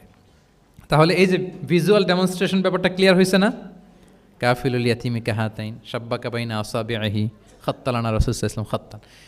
তাহলে এভাবে ওনার সাধ্যের নাগালে যা যা ছিল সাহাবাদেরকে আরও বোঝাতে ভালো করে, হ্যাঁ, to clarify the issue, to visualize the matter, রাসূল সাল্লাল্লাহু আলাইহি ওয়াসাল্লাম এগুলোর ব্যবহার করেছেন। আচ্ছা, এরপর মাঝে মাঝে সাহাবীদের মস্তিষ্কের যাতে ব্যায়াম হয়, শিক্ষার্থীর কল্পনার জগতে কোনো কিছু চিত্রায়িত করা, এতে করে মস্তিষ্কের ব্যায়াম হয় আর কি, to enhance the power of imagination, আপনার ইমাজিনারি পাওয়ারকে ডেভেলপ করবার জন্য। রাসূল ইসলাম হাদিসে এরকম অনেক কথা বলেছেন যে তোমরা একটু ভাবো তো এরকম হইলে কেমন হয়, এমন হইলে কেমন হয়, তেমন হইলে কেমন হবে। এই কথাগুলো যখন বলতেন সাহাবারা ভাবনার জগতে হারিয়ে যেত, ভাবতেন, কল্পনার রাজ্যে হারিয়ে যেতেন।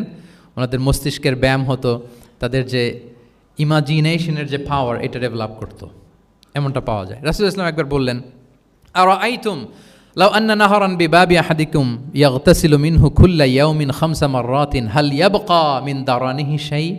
আচ্ছা বলো তো, তোমরা একটু ভাবো তো, কল্পনার রাজ্যে হারিয়ে যাও, ভেবে দেখো তো, ধরো যে তোমার বাড়ির সামনে একটা ঝর্ণাধারা আছে বা একটা চমৎকার লেক আছে যেখানে স্বচ্ছ স্ফটিক পানি।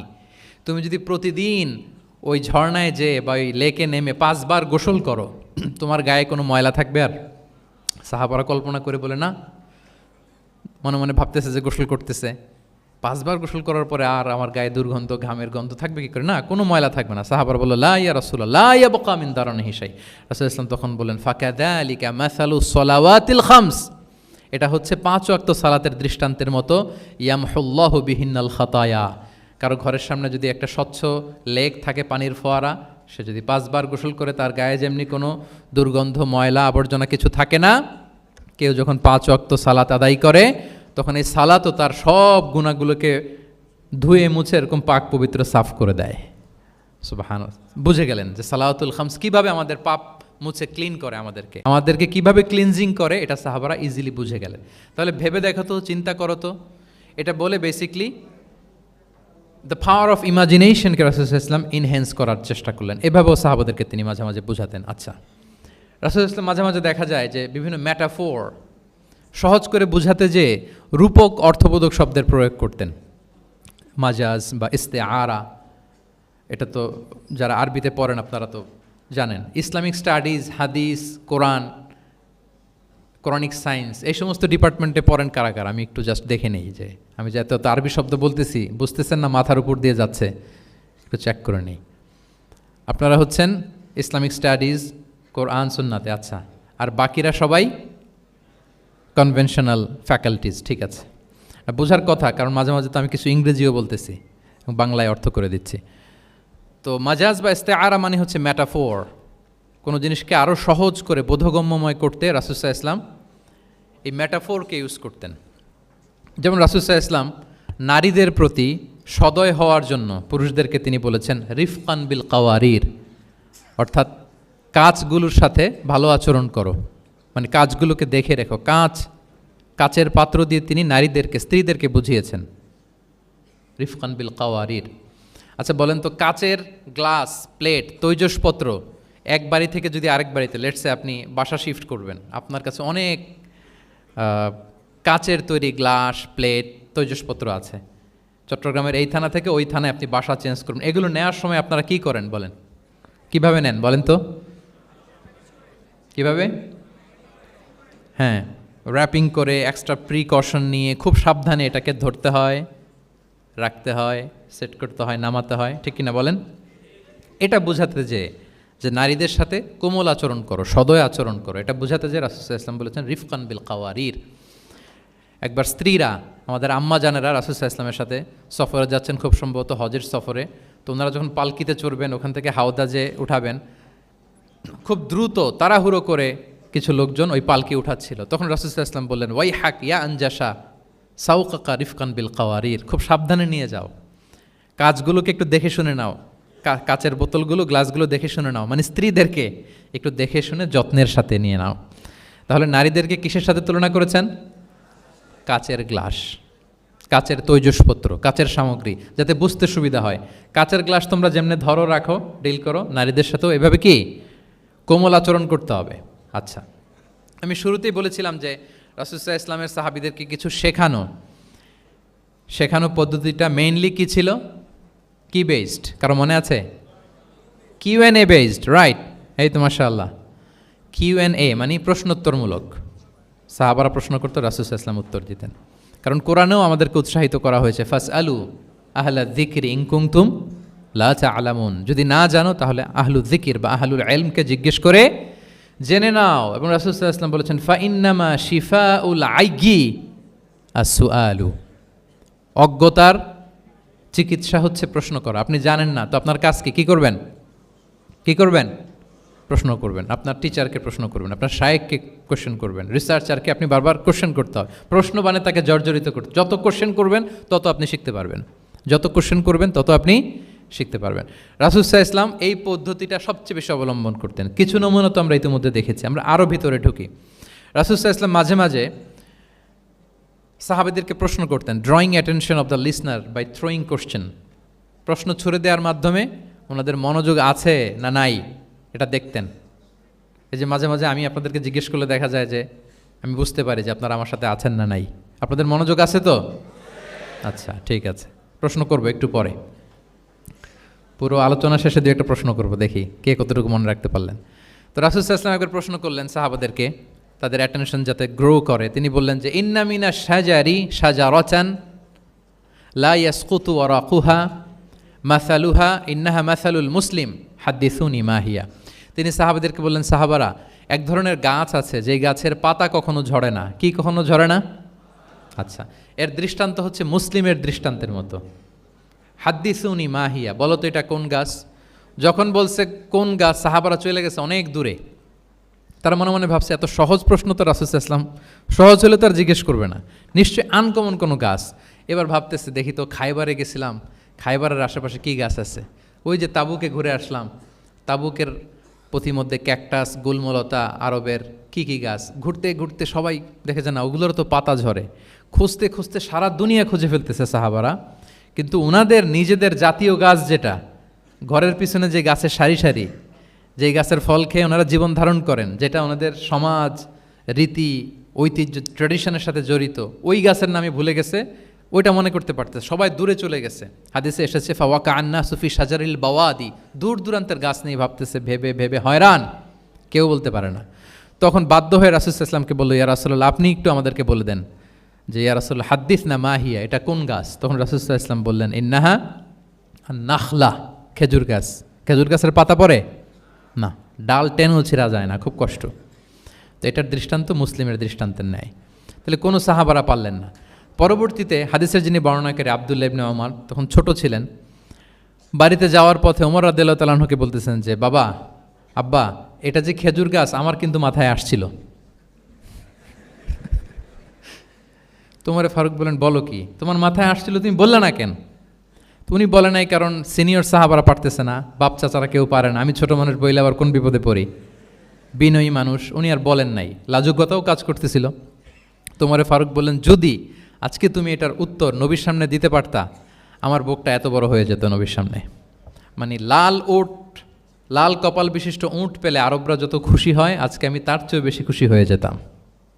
তাহলে ওমরে ফারুক রাদিয়াল্লাহু তাআলা আনহু, ওনার ছেলে আব্দুল্লাহ ইবনে ওমর, উনি এটার উত্তর ধরতে পারছেন, কিন্তু উনি বলেন নাই। তাহলে দেখেন রাসূল সাল্লাল্লাহু আলাইহি ওয়াসাল্লাম এরকম কোশ্চেন করতেন, কোশ্চেন করে তারপরে উত্তরটা বলতেন, এতে আর মানুষ ভুলে না।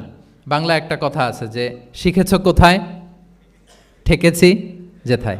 জিজ্ঞেস করছে, পারি না, মনে আসে না, হঠাৎ করে যখন উত্তরটা বলে, এইটা যেরকম মনে থাকে আজীবন, অন্য কিছু থাকবে না। একটু যদি ঠেকে ঠেকে পারতেছি না, বুঝতেছি না, এরপর যখন বুঝায় দেওয়া হয়, ভালো করে শিখে নেই, এইটা আজীবন মনে থাকে ব্রেইনে। এই পদ্ধতিটা রাসূল সাল্লাল্লাহু আলাইহি ওয়াসাল্লাম অবলম্বন করতেন। প্রশ্ন করে অপারক করে দিতেন, কেউ পারে না, এরপর রাসূল সাল্লাল্লাহু আলাইহি ওয়াসাল্লাম বুঝিয়ে বলতেন, সবার একেবারে ব্রেইনের মধ্যে, মস্তিষ্কে এটা গেঁথে যেত। তাহলে প্রশ্ন ছুটতেন। আচ্ছা, এরকম অনেক হাদিস আপনারা পাবেন রাসূল সাল্লাল্লাহু আলাইহি ওয়াসাল্লাম প্রশ্ন করে তারপরে উত্তর দিয়েছেন। আতাদরুনা মাল গীবা, তোমরা কি জানো গীবত কি? সাহাবারা বলে, আল্লাহ আল্লাহ রাসূল ভালো জানেন। যিকরাকা আখাকা বিমা ইয়াকরা, বলে দিলেন। আতাদরুনা মানিল মুফলিস, তোমরা কি জানো মুফলিস কে? এইভাবে প্রশ্ন করতে করতে সাহাবাদেরকে শিখাতেন। আচ্ছা, আল্লাহ রাসূল সাল্লাল্লাহু আলাইহি ওয়াসাল্লামের আরেকটা অভ্যেস ছিল প্রশ্নের পিঠে প্রশ্ন ছুড়ে দেওয়া। মানে কোনো সাহাবী যদি প্রশ্ন করতো, রাসূল সাল্লাল্লাহু আলাইহি ওয়াসাল্লাম তো উত্তর দিয়ে জানিয়ে দিতেন। মাঝে মাঝে জানিয়ে না দিয়ে প্রশ্নের পিঠে আবার উনি কী করতেন? প্রশ্ন ছুড়ে দিতেন। এটাও পাওয়া যায়। আচ্ছা, এক সাহাবী এসে বলল, ইয়া রাসূলুল্লাহ মাতা সাআ, হে নবী, কিয়ামত কখন হবে? রাসূল সাল্লাল্লাহু আলাইহি ওয়াসাল্লাম কখন হবে উত্তর না দিয়ে প্রশ্ন করলেন, ওয়া মাযা আ'দাত্তা লাহা, কিয়ামতের তোমার কি প্রিপারেশন, আগে ওইটা বলো। কিয়ামত কবে হবে জানার জন্য এত ব্যতিব্যস্ত, আগে বলো হোয়াটস ইউর প্রিপারেশন ফর কিয়ামা, তোমার কি প্রস্তুতি? তাইলে আরেকটা প্রশ্ন। প্রশ্নের বিপরীতে উনি উত্তর না দিয়ে উনি আবার কি করলেন? সবাই বলুন তো, উনি আবার কি করলেন? উনি নিজে আবার প্রশ্ন করলেন। তুমি জিজ্ঞেস করলে কেয়ামত কবে, তুমি বলো কেয়ামতের প্রিপারেশন কী নিচ্ছ বলো।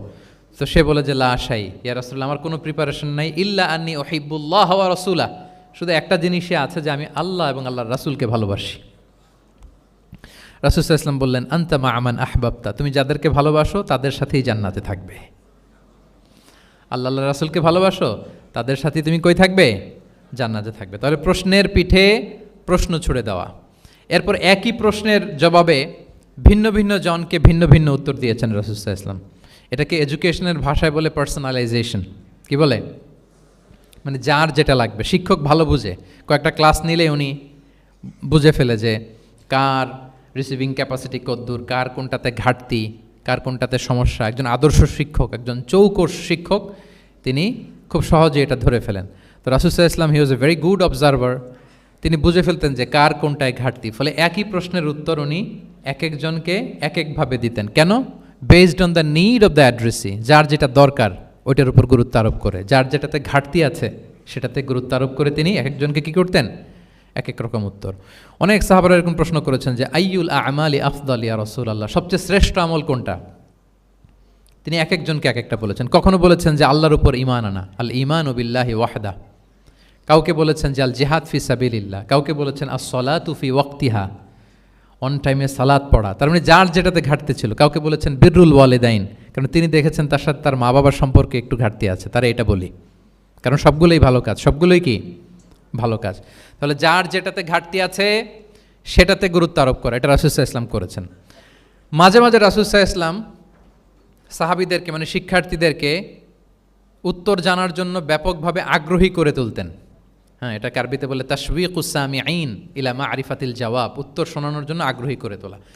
সেক্ষেত্রে মাঝে মাঝে তিনি একটা দুটো শব্দ ইউজ করতেন। কীরকম? যেমন আওয়ালা আদুল্লুকুম, অথবা আলা উখবিরুকুম, আমি কি তোমাদের বলবো না? এটা বললে সাহাবারা বলতেন বলেন বলেন ইয়া রাসূলুল্লাহ, অবশ্যই বলবেন, বালা ইয়া রাসূলুল্লাহ। আওয়ালা উখবিরুকুম, আমি কি তোমাদের জানিয়ে দিব না? সাহাবারা বলতেন ইয়া রাসূলুল্লাহ, অবশ্যই আপনি আমাদের জানিয়ে দিবেন। যেমন তিনি বললেন যে কেউ জান্নাতে যাবে না মুমিন হওয়া ছাড়া, কেউ ইমানদার হতে পারবে না যতক্ষণ না একে অপরকে তোমরা ভালো না বাসো। তাহলে তো এটা গুরুত্বপূর্ণ বিষয়। একে অপরকে ভালো না বাসলে নাকি মুমিনই হওয়া যাবে না, আর মুমিন না হলে তো জান্নাতেই যাওয়া যাবে না। তখন রাসূল সাল্লাল্লাহু আলাইহি ওয়াসাল্লাম বললেন আওয়ালা আদুল্লুকুম আলা শাইইন ইযা ফাআলতুমুহু তাহাবাবতুম, আমি কি তোমাদেরকে বলবো না এমন একটা আমলের কথা যেটা করলে তোমাদের পারস্পরিক হৃদ্যতা বাড়বে, ভালোবাসা বাড়বে? তখন তিনি বললেন সেটা কি? আফশুস সালামা বাইনাকুম, তোমাদের মাঝে ব্যাপক সালামের প্রসারণ করো, সালামের প্রসার করো, একে অপরকে বেশি বেশি সালাম দাও। ব্যাপারটাকে এইভাবে প্রেজেন্ট না করে উনি যদি বলতেন সাহাবারা বেশি বেশি সালাম দিও, এটা সওয়াবের কাজ অনেক। এটা হচ্ছে একটা প্রেজেন্টেশন। আর একটা হচ্ছে এমনভাবে এটাকে উপস্থাপন করা যে মুমিন না হলে জান্নাতে যাবা না, আর একে অপরকে ভালো না বাসলে মুমিন হতে পারবে না। তোমরা কি জানো কি করলে একে অপরের মধ্যে ভালোবাসা বাড়ে? এরপর রাসূল সাল্লাল্লাহু আলাইহি ওয়াসাল্লাম বলতেন যে সালাম দেওয়ার মাধ্যমে ভালোবাসা বাড়বে। আচ্ছা, মাঝে মাঝে ব্যবহার করতেন আলা উখবিরুকুম, আলা উখবিরুকুম, আমি কি তোমাদেরকে জানাবো না? একবার রাসূল সাল্লাল্লাহু আলাইহি ওয়াসাল্লাম বললেন আলা উখবিরুকুম বি আফদালা মিন দারাজাতি সিয়ামি ওয়াস সালাতি ওয়াস সাদাকা, আমি কি তোমাদের জানাবো না যে নামাজ, রোজা, সাদাকার চেয়েও বেশি ফজিলতের একটা আমল আছে, সেটা কি আমি কি তোমাদের জানাবো না? সাহাবারা বললেন ক্বালু বালা ইয়া রাসূলুল্লাহ, হে আল্লাহর রাসূল অবশ্যই জানাবেন, অবশ্যই জানাবেন, কারণ নামাজের চেয়েও বেশি গুরুত্বপূর্ণ, সাদাকার চেয়েও বেশি গুরুত্বপূর্ণ, সিয়ামের চাইতেও বেশি গুরুত্বপূর্ণ আমল, সেটা কি? তখন রাসূল সাল্লাল্লাহু আলাইহি ওয়াসাল্লাম বললেন সেটা হচ্ছে ইসলাহু যাতিল বাইন, বিবাদমান দুই গ্রুপকে মিলিয়ে দেয়া, বিবাদমান দুই ব্যক্তিকে মিলিয়ে দেয়া।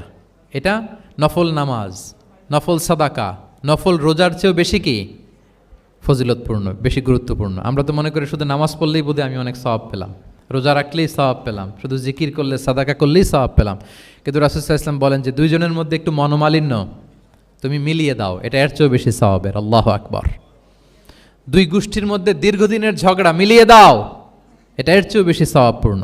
রাসূল সাল্লাল্লাহু আলাইহি ওয়াসাল্লাম মক্কা থেকে মদিনায় যেয়ে কি করেছেন? আউস এবং খাজরাজের দীর্ঘদিনের যুদ্ধ 1 ঘন্টার মধ্যে কি settle down. He was a very good mediator and arbitrator, চমৎকার মধ্যস্থতা করতে জানতেন তিনি।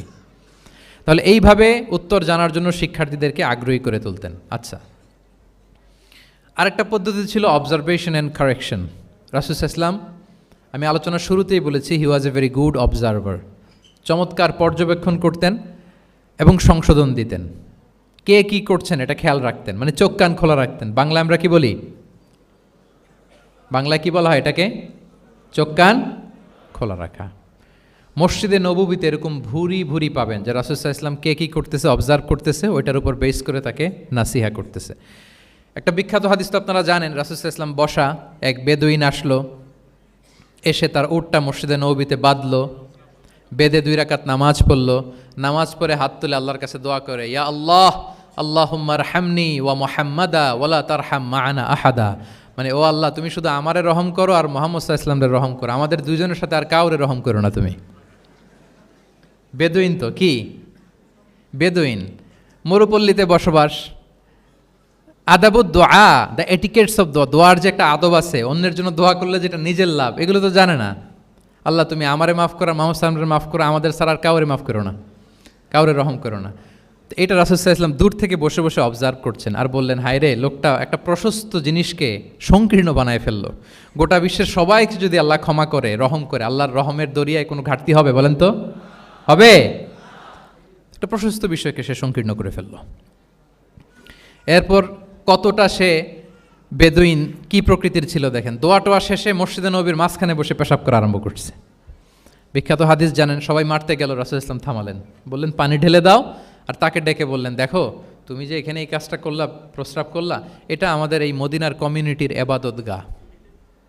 এখানে এই কমিউনিটির লোকেরা নামাজ পড়ে, আল্লাহর জিকির করে, আল্লাহর কিতাব তেলাওয়াত করে, এটা কি ঠিক হলো তোমার? সে তো লজ্জায় অনুতপ্ত হয়ে কাচুমাচু। তাহলে এই যে অবজারভেশন করতেন এবং কারেকশন করতেন। আবার একদিন মসজিদে নববীতে বসা এক সাহাবী এসে নামাজ পড়লেন, নামাজ রাসূল ইসলাম দূর থেকে দেখতেছেন লোকটা কি করে।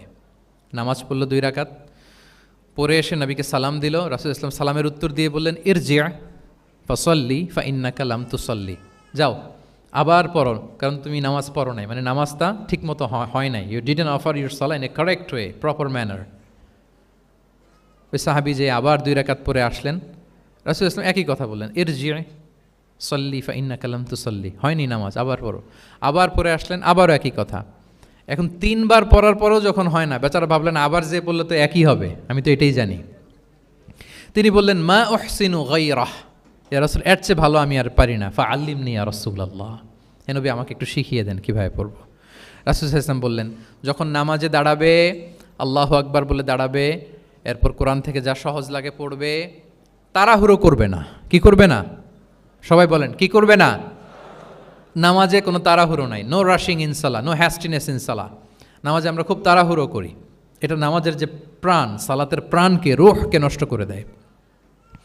যখন রুকুতে যাবে স্ট্রেইট ফরওয়ার্ড রুকু করবে, হাত্তা তাতমা ইন্না রাকিআন। রাসূল সাল্লাল্লাহু আলাইহি ওয়াসাল্লামের রুকুর পিঠটা ছিল একেবারে স্ট্রেইট, এই টেবিলটা যেরকম স্ট্রেইট এরকম স্ট্রেইট। লাউ সাব্বা আলাইহিল মা লাস্তাকার, পানি ভর্তি একটা বোতল যদি রাসূল সাল্লাল্লাহু আলাইহি ওয়াসাল্লামের রুকু দেয়া পিঠের উপর রাখতো, পানিটাও পড়তো না, বোতলটাও পড়তো না, স্ট্রেইট। এরকম উদাহরণ দিয়ে সাহাবারা বলতেন যে এত স্ট্রেইট রুকুর পিঠ যে পানি ভর্তি গ্লাস রাখলে পানিটাও কাঁপবে না, বোতলটাও পড়বে না। রাসূল সাল্লাল্লাহু আলাইহি ওয়াসাল্লাম বলতেন, সবচেয়ে বড় চোর যারা নামাজে চুরি করে। সাহাবারা বললেন, এটা আবার কিভাবে? তিনি বললেন, লা ইউতিম্মু রুকুআহু ওয়া সুজুদাহ, তারা নামাজের চোর যারা রুকু সেজদা ঠিক মতো করে না। তো বললেন যে রুকু থেকে আবার স্ট্রেট হয়ে দাঁড়াবে, যখন সিজদায় যাবে ইতমিনানের সাথে, উইথ রিল্যাক্সেশন। নামাজের মধ্যে কি থাকবে? রিল্যাক্সেশন থাকবে। কি থাকবে বলেন? হ্যাঁ, রিল্যাক্সেশন থাকবে। যখন বললেন যে এই 1 রাকাত যেমনি তোমাকে শিখালাম, সব নামাজ তুমি এইভাবে পড়বা, উইথ রিল্যাক্সেশন, নো রাশিং, তখন সাহাবী শিখে গেলেন। তাহলে এই যে অবজারভেশন অ্যান্ড কারেকশন, দেখতেন হোয়াটস গোয়িং অন অ্যারাউন্ড, কী হচ্ছে, ভুল হলেই শুধরে দিতেন। হজের দিন উনি ওটের সামনে বসা, পেছনে ফদল ইবনে আব্বাস রাদিয়াল্লাহু তাআলা আনহু, আব্দুল্লাহ ইবনে আব্বাসের ভাই, রাসূল সাল্লাল্লাহু আলাইহি ওয়াসাল্লামের কাজিন, রাসূল সাল্লাল্লাহু আলাইহি ওয়াসাল্লামের কি কাজিন। তো রাসূল সাল্লাল্লাহু আলাইহি ওয়াসাল্লাম বিভিন্ন মাসআলার উত্তর দিচ্ছেন। কি করতেছেন? মাসআলার উত্তর দিচ্ছেন। রাসূল সাল্লাল্লাহু আলাইহি ওয়াসাল্লাম হজ করেছিলেন কয়টা বলেন তো দেখি, কে জানে? হ্যাঁ, মাত্র একটা করছে। ঠিকঠাক আছে তো উত্তর? সবাই বলেন, কয়টা হজ করেছিলেন? হ্যাঁ, আসলে রাসূল সাল্লাল্লাহু আলাইহি ওয়াসাল্লাম কেবলমাত্র জীবনে কয়টা হজ করেছেন? একটা হজ করেছেন, 4টা উমরা করেছেন। আচ্ছা, এবার যেহেতু একটা হজ করেছেন, মানুষের অনেক ভুল হয়ে যাওয়া তো খুব স্বাভাবিক, কি বলেন? স্বাভাবিক না? স্বাভাবিক। ফলে 10 জিল হজ, যেটা ভেরি হ্যাকটিক ডে, একদিনে অনেক কাজ করতে হয়, 5টা কাজ। জামরায় স্টোনিং করতে হয়, পাথর মারো, স্লটার করো, প্রাণী জবাই করো, মাথার চুল ফেলে দাও, আবার চলে যায় মক্কায়, ফরজ তাওয়াফ করো, সাই করো, ফিরে আসো।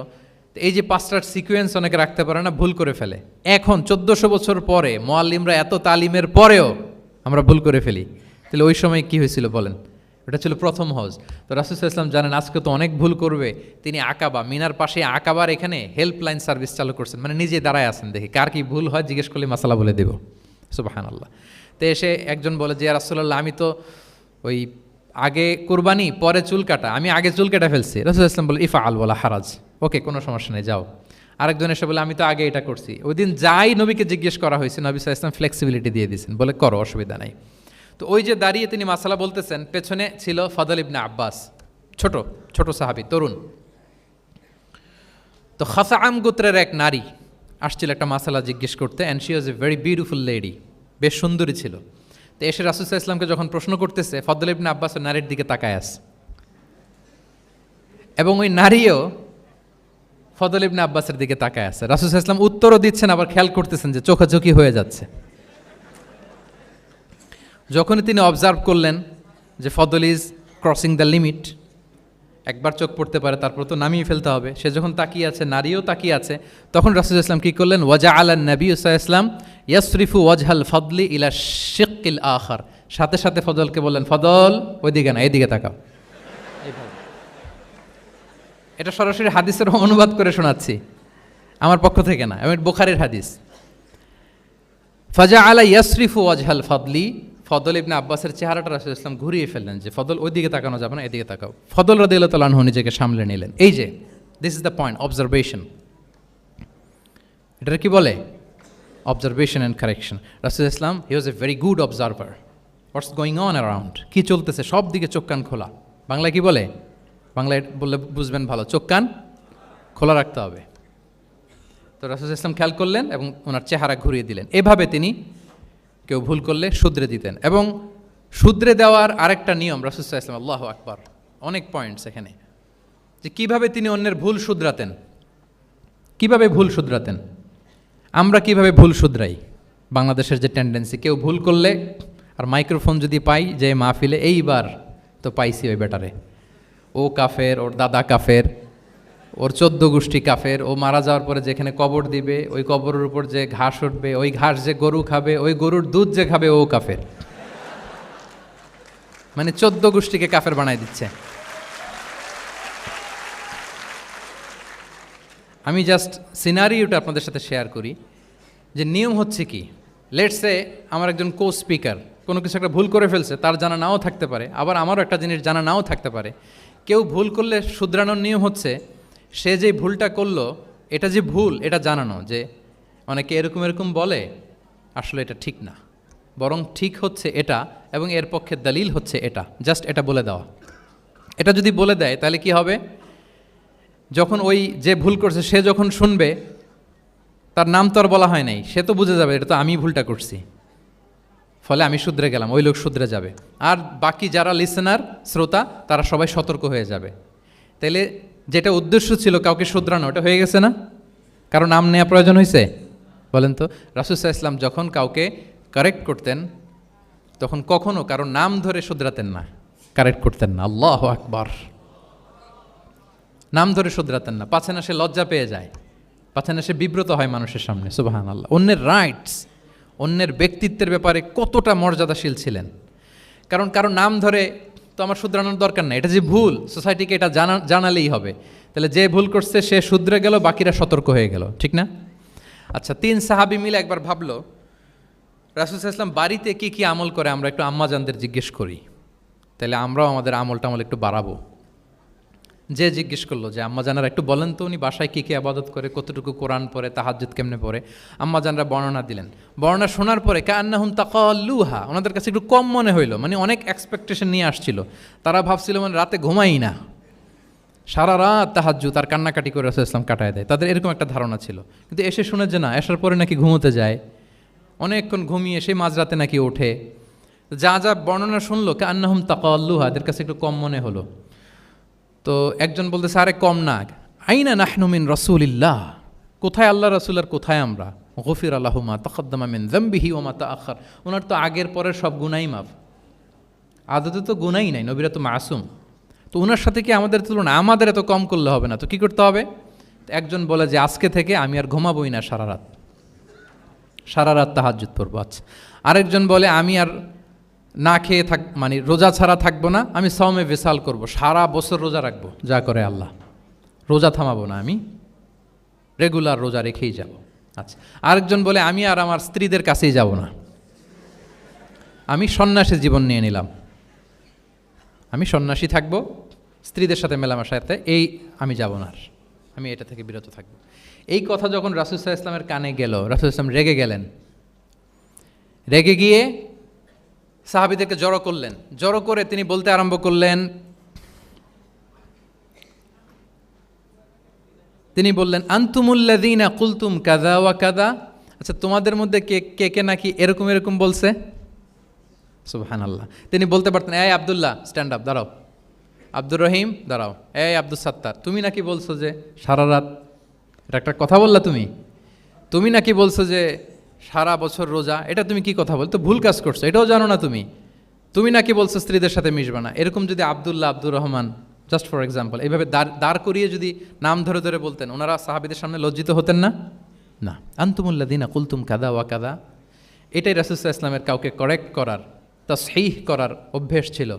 মা বালু আকওয়ামিন ইয়াকুলুনা কাযা ওয়া কাযা, মাঝে মাঝে বলতেন মা বালু আকওয়ামিন ইয়াফআলুনা কাযা ওয়া কাযা, তোমাদের মধ্যে কেউ কেউ নাকি এমনটা বলে, তোমাদের মধ্যে কেউ কেউ নাকি এমনটা করে।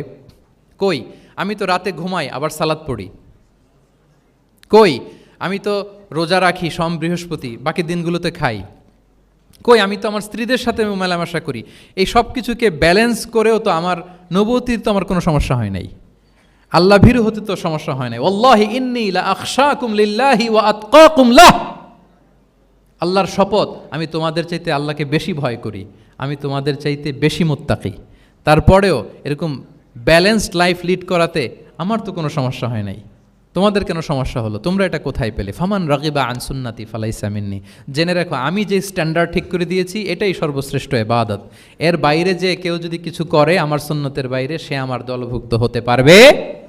সুবহান, এরকম যখন ধমক দিয়ে শাসিয়ে দিলেন, যেই তিনজন সাহাবী এই কথা বলছিল ওনারা তো শুধরে গেলেন, ওনারা তো টের পাচ্ছেন যে এগুলো আমাদের কি বলতেছে, ওনারা টের পাচ্ছেন না, শুধরে গেলেন, আর বাকিরা সতর্ক হয়ে গেলেন। আল্লাহু আকবার। সো এটা হচ্ছে কারেক্ট করার নিয়ম। এখন আমরা কি করি, কেউ একটা ভুল করলে তখন তাকে ধরি, তার 14 পুরুষ নিয়ে কথা বলি, তার ব্যাপারে যদি আমার কোনো তিক্ত অভিজ্ঞতা থাকে, ঝাল মেটানোর একটা সুযোগ পেলাম, আমি ঝাল মেটাই, তাকে ছোট করি, হেয় করি, হেন কোনো কথা নাই যে আমি বলি না। একটাও কি রাসূল সাল্লাল্লাহু আলাইহি ওয়াসাল্লামের সুন্নাহর মধ্যে পড়ে বলেন তো? না। তাহলে মন গড়া পদ্ধতিতে আমরা কাউকে সংশোধন করতে চাচ্ছি না, আর এইভাবে করলে সংশোধন হবেও না। সে মানবিক কারণেই তার ইগোইস্টিক প্রবলেম চলে আসবে, যে সে আমাকে ছোট করলো, আমার নাম ধরে সে এত মানুষের সামনে অপমান করলো, সে হয়তো শুধরানোর যে রাস্তাটা ছিল ওইটাও বন্ধ হয়ে গেল, ঠিক কিনা বলেন? তাহলে রাসূল সাল্লাল্লাহু আলাইহি ওয়াসাল্লাম এভাবে শুধরাতেন। আর তামিম ফি তাসওয়িবিল আখতা, কারো ভুল শুধরাতে গেলে ইন জেনারেলি শুধরাতেন, যাদের শুধরানোর তারা শুধরে যেত, বাকিরা সতর্ক হয়ে যেত। আচ্ছা, আরেকটা পদ্ধতি ছিল ক্লিয়ার মিসকনসেপশন। কারো মিসকনসেপশন থাকলে রাসূল সাল্লাল্লাহু আলাইহি ওয়াসাল্লাম এটা ক্লিয়ার করে দিতেন। এক সাহাবী মনে করতেন ভালো জামা পরলে বুঝি অহংকার হয়, তিনি খুব সুন্দর ছিলেন দেখতে, খুব ভালো পোশাক পরিচ্ছদ পরতে পছন্দ করতেন। তিনি একবার বললেন, ইয়া রাসূলুল্লাহ, ভালো পোশাক পরলে কি অহংকার হয়? রাসূল সাল্লাল্লাহু আলাইহি ওয়াসাল্লাম বললেন, না। ইয়া রাসূলুল্লাহ, আমি ভালো জুতা পরতে পছন্দ করি, এটা কি অহংকার হয়? না, এটা অহংকার হয় না। আমি মানুষকে খুব খাওয়াতে পছন্দ করি এবং আমি চাই আমার চেয়ে যেন কেউ এটা এই কাজে আগাতে না পারে, আমিই খাওয়াবো, এটা কি অহংকার? রাসূল সাল্লাল্লাহু আলাইহি ওয়াসাল্লাম বললেন, না, এটা অহংকার না। অহংকার হচ্ছে আল কিবরু বাতারুল হাক্কি ওয়া গামতুন নাস, অহংকার হচ্ছে সত্যকে প্রত্যাখ্যান করা আর মানুষকে তুচ্ছ-তাচ্ছিল্য করা। সুবহানাল্লাহ। তাহলে এই যে মিসকনসেপশন, সে ভাবছে ভালো পোশাক পরলে এটা অহংকার হয়ে যায়, ভালো জামা পরলে অহংকার হয়ে যায়, এগুলোতে অহংকার হয় না, বরং অহংকার হয় সত্যকে প্রত্যাখ্যান করলে আর মানুষকে তুচ্ছ-তাচ্ছিল্য করলে। তাহলে এই জাতীয় মিসকনসেপশন ইন দ্য সোসাইটি, এটাকে তিনি ক্লিয়ার করে দিতেন। আচ্ছা, প্র্যাকটিক্যালি শেখানোর চেষ্টা করতেন। কি করতেন? প্র্যাকটিক্যালি। আচ্ছা, আর কয়েক মিনিটের মধ্যে আমরা শেষ করে দেব। যেটাকে প্রায়োগিক শিক্ষা, ব্যবহারিক শিক্ষা, অজু করে দেখাতেন, এইভাবে অজু করতে হয়। সালাত পড়ে দেখাতেন, সল্লু কামা রাআইতুমুনি উসাল্লি। সালাত তো হচ্ছে আল আমাল আল মুতাওয়ারাস, এই উম্মার অবিচ্ছিন্ন কর্মধারা। সালাত জিবরিল আলাইহিস সালামকে শিখিয়েছেন আল্লাহ, রাসূল সাল্লাল্লাহু আলাইহি ওয়াসাল্লামকে শিখিয়েছেন জিবরিল আলাইহিস সালাম, রাসূল সাল্লাল্লাহু আলাইহি ওয়াসাল্লাম শিখিয়েছেন সাহাবীদেরকে। এইভাবে অবিচ্ছিন্ন কর্মধারা, আরবিতে বলে আল আমাল আল মুতাওয়ারাস। এবং রাসূল সাল্লাল্লাহু আলাইহি ওয়াসাল্লাম বলতেন সল্লু কামা রাআইতুমুনি উসাল্লি, আমাকে যেমনি সালাত পড়তে দেখো এইভাবে পড়ো। হজের ক্ষেত্রেও বলেছেন খুদু আন্নি মানাসিকাকুম, হজের বিধানকে দেখে নাও। একবারই তো হজ করেছেন, হাতে কলমে প্র্যাকটিক্যাল গাইডলাইন দিয়ে শিখিয়েছেন। এবং সাহাবারা ভুল করে কিনা মাঝে মাঝে শুনতেন, যেটাকে আরবিতে বলে কেরাতু তিলমিদা আলা শেখ। আব্দুল্লাহ ইবনে মাসউদ রাদিয়াল্লাহু তাআলা আনহুকে রাসূল সাল্লাল্লাহু আলাইহি ওয়াসাল্লাম একবার বললেন, আব্দুল্লাহ একটু তেলাওয়াত করো তো। তিনি বললেন আকরাউ আলাইকা ওয়া আলাইকা উনজিল, হে নবী আমি আপনার সামনে দাঁড়ায় তেলাওয়াত করব, আপনার উপর কোরআন নাজিল হয়। রাসূল সাল্লাল্লাহু আলাইহি ওয়াসাল্লাম বললেন যে ইন্নী উহিব্বু আন আসমাআহু মিন গায়রি, হে আব্দুল্লাহ ইবনে মাসউদ আমি কোরআন তেলাওয়াত তোমাদেরকে শোনাতে যেমনি পছন্দ করি, তোমরা কেউ পড়বা আর আমি শুনবো, এটাও খুব পছন্দ করি। কারণ উনি প্ল্যান করে রাখছেন আব্দুল্লাহ ইবনে মাসউদ কি হবেন, তিনি কিছুদিন পরে উম্মার শিক্ষক হবেন। ওইখানে আবার ভুলটুল করে ফেলেন কিনা উনি জাজ করতেছেন। তখন আব্দুল্লাহ ইবনে মাসউদ রাদিয়াল্লাহু তাআলা আনহু সূরা নিসা তেলাওয়াত করে শোনালেন। তাহলে রাসূল ইসলামের একটা পন্থা ছিল, তিনি শুনতেন আবার শোনাতেন। কি করতেন? শুনতেন, শোনাতেন। প্রতি রমাদানে যতটুকু কোরআন নাজিল হয়েছে তিনি জিবরিল আলাইহিস সালামকে শোনাতেন, আবার জিবরিল আলাইহিস সালাম পুরো কোরআন রাসূল সাল্লাল্লাহু আলাইহি ওয়াসাল্লামকে শোনাতেন। এটা ছিল একটা টেকনিক। আচ্ছা, রাইটিং মেথড, আমরা যেমনি লেখি, অ্যাসাইনমেন্ট, প্রেজেন্টেশন, লেখার মাধ্যমে জ্ঞান বিতরণ, জ্ঞান অর্জন, এটা কম ছিল। আমি আগেই বলেছি মেইনলি ছিল oral based and Q and A based, কিন্তু লেখাজোখা যে ছিলই না তা না, লেখা জানতো। হাতে গোনা অল্প কিছু সাহাবী মক্কায় লিখতে জানতেন, পড়তে জানতেন।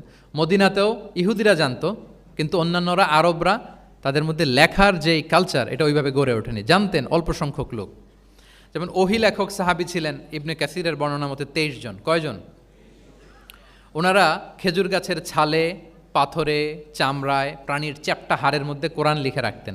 এবং রাসূল সাল্লাল্লাহু আলাইহি ওয়াসাল্লাম কোরআন ছাড়া অন্য কিছু ওনার কাছ থেকে যেন লিখে রাখা না হয় এই মর্মে আদেশ জারি করেছেন, লা তাকতুবু আন্নি গায়রাল কোরআন ওমান কাতাবা আন্নি গায়রাল কোরআন ফালইয়ামহু, কোরআন ছাড়া কিছু লিখো না। তাহলে কোনটা আমার কথা আর কোনটা আল্লাহর কথা মিক্স আপ হয়ে যাবে। কিন্তু কোরআন যখন অধিকাংশ রেকর্ডেড হয়ে গেল তখন তিনি হাদিস সংরক্ষণের জন্য, লেখার জন্য পারমিশন দিয়ে দিলেন। যেমন মক্কা বিজয়ের ভাষণের পরে ইয়ামান থেকে আসা এক লোক আবু শাহ বলতেছে, ইয়া রাসূলুল্লাহ আপনার ভাষণটা আমার একটু লিখে দিলে ভালো হয়। কি দিলে? লিখে দিলে। রাসূল ইসলাম সাহাবাদেরকে বললেন উক্তুবু লি আবি শাহ, ঠিক আছে এই ইয়ামানি ভিজিটর, তাকে আমার ভাষণটা তোমরা লিখে দাও। তাহলে এই লেখার পদ্ধতিটা খুব কম ছিল। রাসূল ইসলাম নিজে লিখতেন না, কাতেবে ওয়াহিদের দিয়ে লেখাতেন, কোরআন লেখাতেন। সপ্তম হিজরিতে যখন সুপার পাওয়ারদেরকে চিঠি লিখিয়েছিলেন, কাতেবে ওয়াহিদদেরকে দিয়ে চিঠি লিখিয়েছেন, এটা রাসূল ইসলাম করতেন। আচ্ছা, সফট স্কিল ডেভেলপমেন্টের ব্যাপারে রাসূল ইসলাম উদ্বুদ্ধ করেছেন। লার্নিং ফরেন ল্যাঙ্গুয়েজ, যেটা কমিউনিকেশন স্কিল, ভাষা জানা, এটা খুব জরুরি। আরবি, ইংরেজি, বাংলা, 3টা ভাষা জানেন কে কে? দেখি ছাত্রদের মধ্যে প্যারালাল, লাইক নেটিভ আর নেয়ার নেটিভ, 5-7 জন আছে না? ল্যাঙ্গুয়েজ আরও ভালো জানতে হবে। আরবিতে একেবারে ফ্লুয়েন্ট হইতে হবে, ইংরেজিতে ফ্লুয়েন্ট হইতে হবে। এই 2টা ল্যাঙ্গুয়েজ যদি আপনার হাতে থাকে, you can win the world for sure, I am telling you. গোটা বিশ্ব আপনি জয় করে ফেলতে পারবেন। তাহলে আইআইইউসি তো এটার একটা সেন্টার, খুব চমৎকার সুযোগ এখানে আছে আরবিতে মাস্টার হওয়া, ইংরেজিতে মাস্টার হওয়া। তাহলে সফট স্কিল ডেভেলপমেন্টের ব্যাপারে রাসূল ইসলাম উৎসাহিত করেছেন। কিভাবে? ইহুদিরা যখন চিঠি লিখত, কোন ভাষায় লিখত জানেন? হিব্রু ভাষায়, হিব্রু ল্যাঙ্গুয়েজে। এখন এইটা বোঝার জন্য রাসূল ইসলাম এক ইহুদিকে হায়ার করতে হইতো, যে তুমি একটু পরে বলো তো ওরা কী লিখলো। আচ্ছা, এটা লিখছে। এর বিপরীতে রাসূল যখন আবার চিঠি লিখবেন তখন এক ইহুদিকে ডাকতে হইতো, যে আমি বলতেছি আরবিতে, তুমি এটা হিব্রুতে ট্রান্সলেট করে পাঠাও। তো যেহেতু ইহুদিরা বিশ্বাসঘাতকতার অনেকগুলো ইনসিডেন্ট আছে, ট্রেচারি, বিট্রেয়াল ইনসিডেন্ট অনেকগুলো আছে, রাসূল ইসলাম বললেন আমি ইহুদিদেরকে বিশ্বাস করতে পারি না। কারণ একজনটা নিয়ে আসলাম, চিঠি একটা লিখছে একটা, সে অর্থ শোনাইলো আরেকটা। আমি বললাম লিখতে একটা, সে বিশ্বাসঘাতকতা করে লিখে দিল আরেকটা, তাহলে ঝামেলা হয়ে যাবে না? রাসূল ইসলাম তিনি যায়েদ ইবনে সাবিত রাদিয়াল্লাহু তাআলা আনহুকে বললেন যে তুমি এই হিব্রু ল্যাঙ্গুয়েজ শিখবা, শিখে আমার পক্ষ থেকে অন বিহাফ অফ মি তুমি জুইশদেরকে চিঠি লিখবা। ওদের চিঠি আসলে তুমি আমারে পড়ে শোনাবা। ইন্নী লা আমানু আলা ইয়াহুদ ফি কিতাবি, আমি ইহুদিদেরকে বিশ্বাস করি না। রাসূল সাল্লাল্লাহু আলাইহি ওয়াসাল্লাম যখন ওনাকে অ্যাসাইন করলেন এবং দোয়া করলেন, রাসূল সাল্লাল্লাহু আলাইহি ওয়াসাল্লামের দোয়ার বরকতে উনি বলেন যে 15 দিন যেতে না যেতে I became master in Hebrew within 15 days। 15 দিন যেতে না যেতে আমি হিব্রু ভাষায় পণ্ডিত হয়ে গেলাম। এরপর থেকে যত চিঠি ইহুদিদের কাছে লেখা প্রয়োজন হতো আমি যায়েদ ইবনে সাবিত লিখে দিতাম, এবং হিব্রুতে চিঠি আসলে আমি অনুবাদ করে দিতাম। তাহলে দেখেন রাসূল সাল্লাল্লাহু আলাইহি ওয়াসাল্লাম কিন্তু এই কমিউনিকেশন স্কিল ডেভেলপমেন্ট করার জন্য, যেটাকে সফট স্কিল আমরা বলি, ইন্সপায়ার করেছেন না? তাহলে ল্যাঙ্গুয়েজ শিখবেন আপনারা, কি বলেন? শুধু আরবি ইংরেজি না, পারলে জাপানিজও শিখেন, চাইনিজও শিখেন, অনেক কাজে লাগবে। অ্যাটলিস্ট অ্যারাবিক অ্যান্ড ইংলিশ, ইনশাল্লাহ বলেন। সবাই বলেন নাই? মাশাআল্লাহ তাবারাকাল্লাহ। আমার সময় বোধহয় শেষ হয়ে আসছে না? আমার 1টা পর্যন্ত সময় দেওয়া হয়েছিল, আর 1 মিনিট বাকি। ঠিক আছে, আমি শেষ করে দিচ্ছি। রিজনিং, মারিফাতুল ইল্লা, শুধু একটা লিগ্যাল অপিনিয়ন জানিয়ে রাসূল সাল্লাল্লাহু আলাইহি ওয়াসাল্লাম ক্ষান্ত হতেন না। কেন এটা হালাল, কেন হারাম, রিজনিং শিখিয়েছেন তিনি। এটা দীর্ঘ আলোচনা, ফিকহের আলোচনা, ওইদিকে যাব না, জাস্ট বলে রাখলাম পয়েন্টগুলো। ইমোশনাল ইন্টেলিজেন্স তিনি ইউজ করেছেন শিক্ষাদানের ক্ষেত্রে, অর্থাৎ আবেগ অনুভূতিকে নাড়িয়ে দিয়ে ছাত্রকে ইমোশনাল বানিয়ে তারপরে মেসেজ দেয়া। সুবহানাল্লাহ বিহামদি। এক যুবক এসে বললেন, ইয়া রাসূলুল্লাহ ইযান লি বিজিনা, হে নবী আপনি আমাকে জিনার অনুমতি দিন, জিনার অনুমতি দিন। ফা আকবালাল কওমু আলাইহি ফাজাজারুহু মাহমাহ, সাহাবারা ধমকাতে লাগলো, এই বেয়াদব, লজ্জা শরমের মাথা খেয়ে কি বলো এগুলো তুমি নবীর সামনে, জিনার অনুমতি দাও। ওয়ালা তাকরাবুজ জিনা, আল্লাহ বলেন জিনার কাছেও যেও না, ব্যভিচারের কাছেও যেও না। তুমি নবীর সামনে এসে এই পাপের অনুমতি চাও? রাসূল ইসলাম কিছু বললেন না। একটু পরে যুবককে ডেকে বললেন, আতু হিব্বুহু লিবনাতিক, আচ্ছা তুমি যে জিনার অনুমতি চাইলে তোমার কন্যার সাথে কেউ এরকম আচরণ করুক, এটাকে তুমি পছন্দ করবে? সে বলল, লা ইয়া রাসূলুল্লাহ, কেউই পছন্দ করবে না এটা। আচ্ছা, আতু হিব্বুহু লি উম্মিক, তোমার মায়ের সাথে কেউ অপকর্ম করবে, এটা তুমি পছন্দ করবে? লা ইয়া রাসূলুল্লাহ, না। আতু হিব্বুহু লি উখতিক, তোমার বোনের সাথে কেউ এই কাজ করবে, তুমি পছন্দ করবে? সে বলে, না। ঠিক তখন রাসূল সাল্লাল্লাহু আলাইহি ওয়াসাল্লাম বললেন, তুমি যে এই কাজের অনুমতি চাইলে, যার সাথে তুমি জিনায় লিপ্ত হবে, সে তো কারো না কারো মা, কারো না কারো বোন, কারো না কারো আদরের কন্যা, তাহলে কিভাবে তুমি এটা করতে চাও?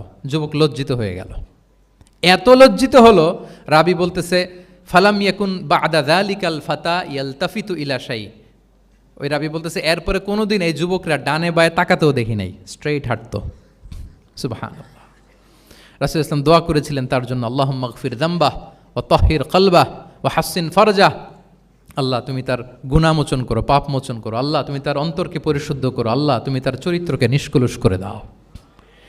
নবীর দোয়ার বরকতে চিরজীবনের জন্য নিষ্কলুষ পবিত্র তিনি হয়ে গেছেন। তাহলে দেখেন, তাকে অন্যভাবে বুঝাইলে হয়তো কাজ হইতে না, যখন তার নিজের উপর দিয়ে বোঝানো হলো, তোমার বোনের সাথে যদি হয়, তোমার মেয়ের সাথে যদি কেউ এটা করে, তুমি মেনে নিতে পারবা? এটাকে বলে ইমোশনাল ইন্টেলিজেন্সকে কাজে লাগিয়ে মানুষের আবেগ অনুভূতিকে নাড়িয়ে দিয়ে, teaching by touching the heart, teaching by touching the emotions, মানুষের ইমোশনে টাচ করে যখন আপনি শিখাবেন, ওই শিক্ষা সে জীবনেও ভুলবে, ওই যে শুদ্ধাচার আসবে, ওই যে আত্মশুদ্ধি হবে। ওরে ইবনে আবি সালামা তিনি বলেন, একবার রাসূল সাল্লাল্লাহু আলাইহি ওয়াসাল্লামের কোলে বসে, ছোটবেলায় কোলে বসার সৌভাগ্য আমার হয়েছিল,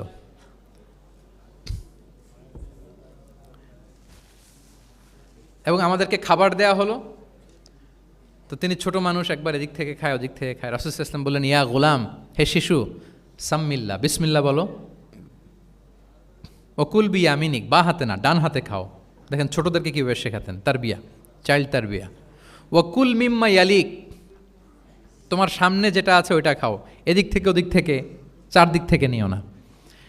রাবি বলেন যে ফামা ঝালা তিলকা তু'মাতু বা'দু, উনি বলতেছেন এরপর থেকে আজীবন আমার খাওয়ার স্টাইল এটাই হয়ে গেছে। নবীর ওই কথা আমার কানে ঘন্টার মতো বাজে, খাওয়া শুরু করলেই আগে আমি বিসমিল্লাহ বলি, ডান হাত দিয়ে নেই, আর আমার সামনে যেটা আছে ওইটা থেকে খাওয়া শুরু করি। দেখেন চাইল্ড তারবিয়া কীভাবে করতেন। তাহলে এটিকেটস অফ হ্যাভিং ফুড কীভাবে খাবে রাসূল ইসলাম শিখালেন। আপনারা জানেন যে হাশিমি খানদান, মানে বনু হাশিমদের জন্য জাকাতের সম্পদ খাওয়া, রাসূল ইসলামের বংশের জন্য জাকাতের সম্পদ খাওয়া হারাম। তো একবার জাকাতের সাদাকার খেজুর ছিল স্তূপ করা, রাসূল ইসলামের নাতি হাসান রাদিয়াল্লাহু তাআলা আনহু, ছোট্ট মানুষ, এসেই ওই খেজুর নিয়ে খেতে আরম্ভ করল। দূর থেকে রাসূল ইসলাম দেখে বললেন, কেখ কেখ এরমি বিহা। কেখ কেখ মানে আমরা বাংলা যেটাকে ওয়াক্থু, ওয়াক্থু মানে থু মেরে ফেলে দাও। এটা বলে তিনি হাসান রাদিয়াল্লাহু তাআলা আনহুর মুখ থেকে খেজুরটা বের করলেন আর বললেন, আলা তা'লাম আন্না লা নাকুলু সাদাকা, মানে নানা ভাই, আদরের নানা ভাই, তুমি কি জানো না আমরা সাদাকার সম্পদ খেতে পারি না, তাড়াতাড়ি ফেলে দাও। মুখ থেকে টেনে যে খেজুরটা নিয়েছিলেন হাসান রাদিয়াল্লাহু তাআলা আনহু, সেটাকে রাসূল সাল্লাল্লাহু আলাইহি ওয়াসাল্লাম বের করে দিলেন। তাহলে এখানে কনসেপ্ট অফ হালাল অ্যান্ড হারাম ছোটবেলা থেকেই নানা ভাইকে উনি ক্লিয়ার করে দিচ্ছেন। আব্দুল্লাহ ইবনে আব্বাস রাদিয়াল্লাহু তাআলা আনহু রাসূল সাল্লাল্লাহু আলাইহি ওয়াসাল্লামের কি ছিলেন সম্পর্কে বলেন, কি ছিল? সবাই বলেন আওয়াজ করে। কাজিন, চাচাতো ভাই। আরেকটা সম্পর্ক ছিল রাসূল সাল্লাল্লাহু আলাইহি ওয়াসাল্লাম ওনার আর কি হইতো? খালু মাইমুনা বিনতুল হারিস রাদিয়াল্লাহু তাআলা আনহা, তিনি ছিলেন আব্দুল্লাহ ইবনে আব্বাসের খালা। আর যেহেতু রাসূল ইসলাম বিয়ে করেছিলেন, ফলে রাসূল ইসলাম ওনার সম্পর্কের আরেক সম্পর্কে কি হয়? খালু। তো উনি খুব ছোট ছিলেন, এত ছোট যে রাসূল ইসলাম যখন ইন্তেকাল করেন তখন ওনার বয়স ছিল 13। আব্দুল্লাহ ইবনে আব্বাসের বয়স তখন কত? 13। তো ফলে ছোট মানুষ প্রায় খালার বাসায় রাতে থাকতো এবং রাসূল ইসলামের আশেপাশে ঘুমাতো। একবার রাসূল ইসলাম ওয়াশরুম করতে গেলেন দূরে, এবং রাসূল ইসলামের অভ্যেস ছিল ওয়াশরুম সেরে এসেই অজু করতেন। তো উনি এসে দেখে ওনার অজুর পাত্রে কে যেন পানি রেখে দিচ্ছে। জিজ্ঞেস করলেন কে রেখেছে? বলা হলো যে আব্দুল্লাহ ইবনে আব্বাস রেখেছে। রাসূল ইসলাম এত খুশি হলেন যে এখন যে আমার এটা দরকার, ছোট্ট আব্দুল্লাহ এটা বুঝে ফেললো।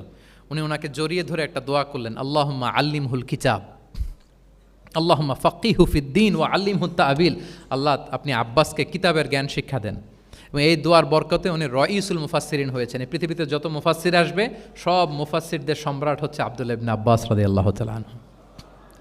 আচ্ছা, উনি কি শিখাতেন, কিভাবে শিখাতেন? তাহাজ্জুদের সময় রাসূল ইসলাম নামাজে দাঁড়ালেন, আব্দুল্লাহ ইবনে আব্বাস এসে রাসূল ইসলামের বাম দিকে দাঁড়ালেন। ছোট মানুষ ভাবছে আমিও যে নামাজ পড়ি। আচ্ছা বলেন তো, যদি দুইজন হয় নামাজে, একজন ইমাম আরেকজন মুসল্লি, মুসল্লি ইমামের কোন দিকে দাঁড়াবে? কিন্তু আব্দুল্লাহ ইবনে আব্বাস দাঁড়াইছে কোন দিকে?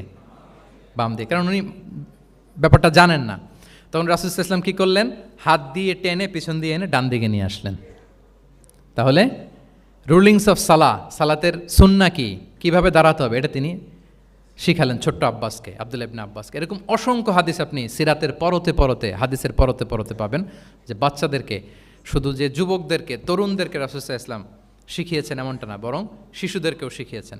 এইভাবে রাসূল সাল্লাল্লাহু আলাইহি ওয়াসাল্লাম এমন এক শিক্ষা পদ্ধতি আমাদের জন্য উপহার দিয়েছেন, যেটার মধ্য দিয়ে তিনি শ্রেষ্ঠতম প্রজন্ম, the best generation ever on earth, যেটা আমি শুরুতে বলেছি, এবং তার ধারাবাহিকতা এর পরের প্রজন্মকেও শ্রেষ্ঠ প্রজন্ম বলা হয়েছে। এর পরের প্রজন্ম, তিনটা জেনারেশন এই শিক্ষার, এই ওহির জ্ঞানের শিক্ষার ছোঁয়ায় তারা শ্রেষ্ঠ প্রজন্ম হয়েছে রাসূল সাল্লাল্লাহু আলাইহি ওয়াসাল্লামের এই শিক্ষা পদ্ধতির মধ্য দিয়ে।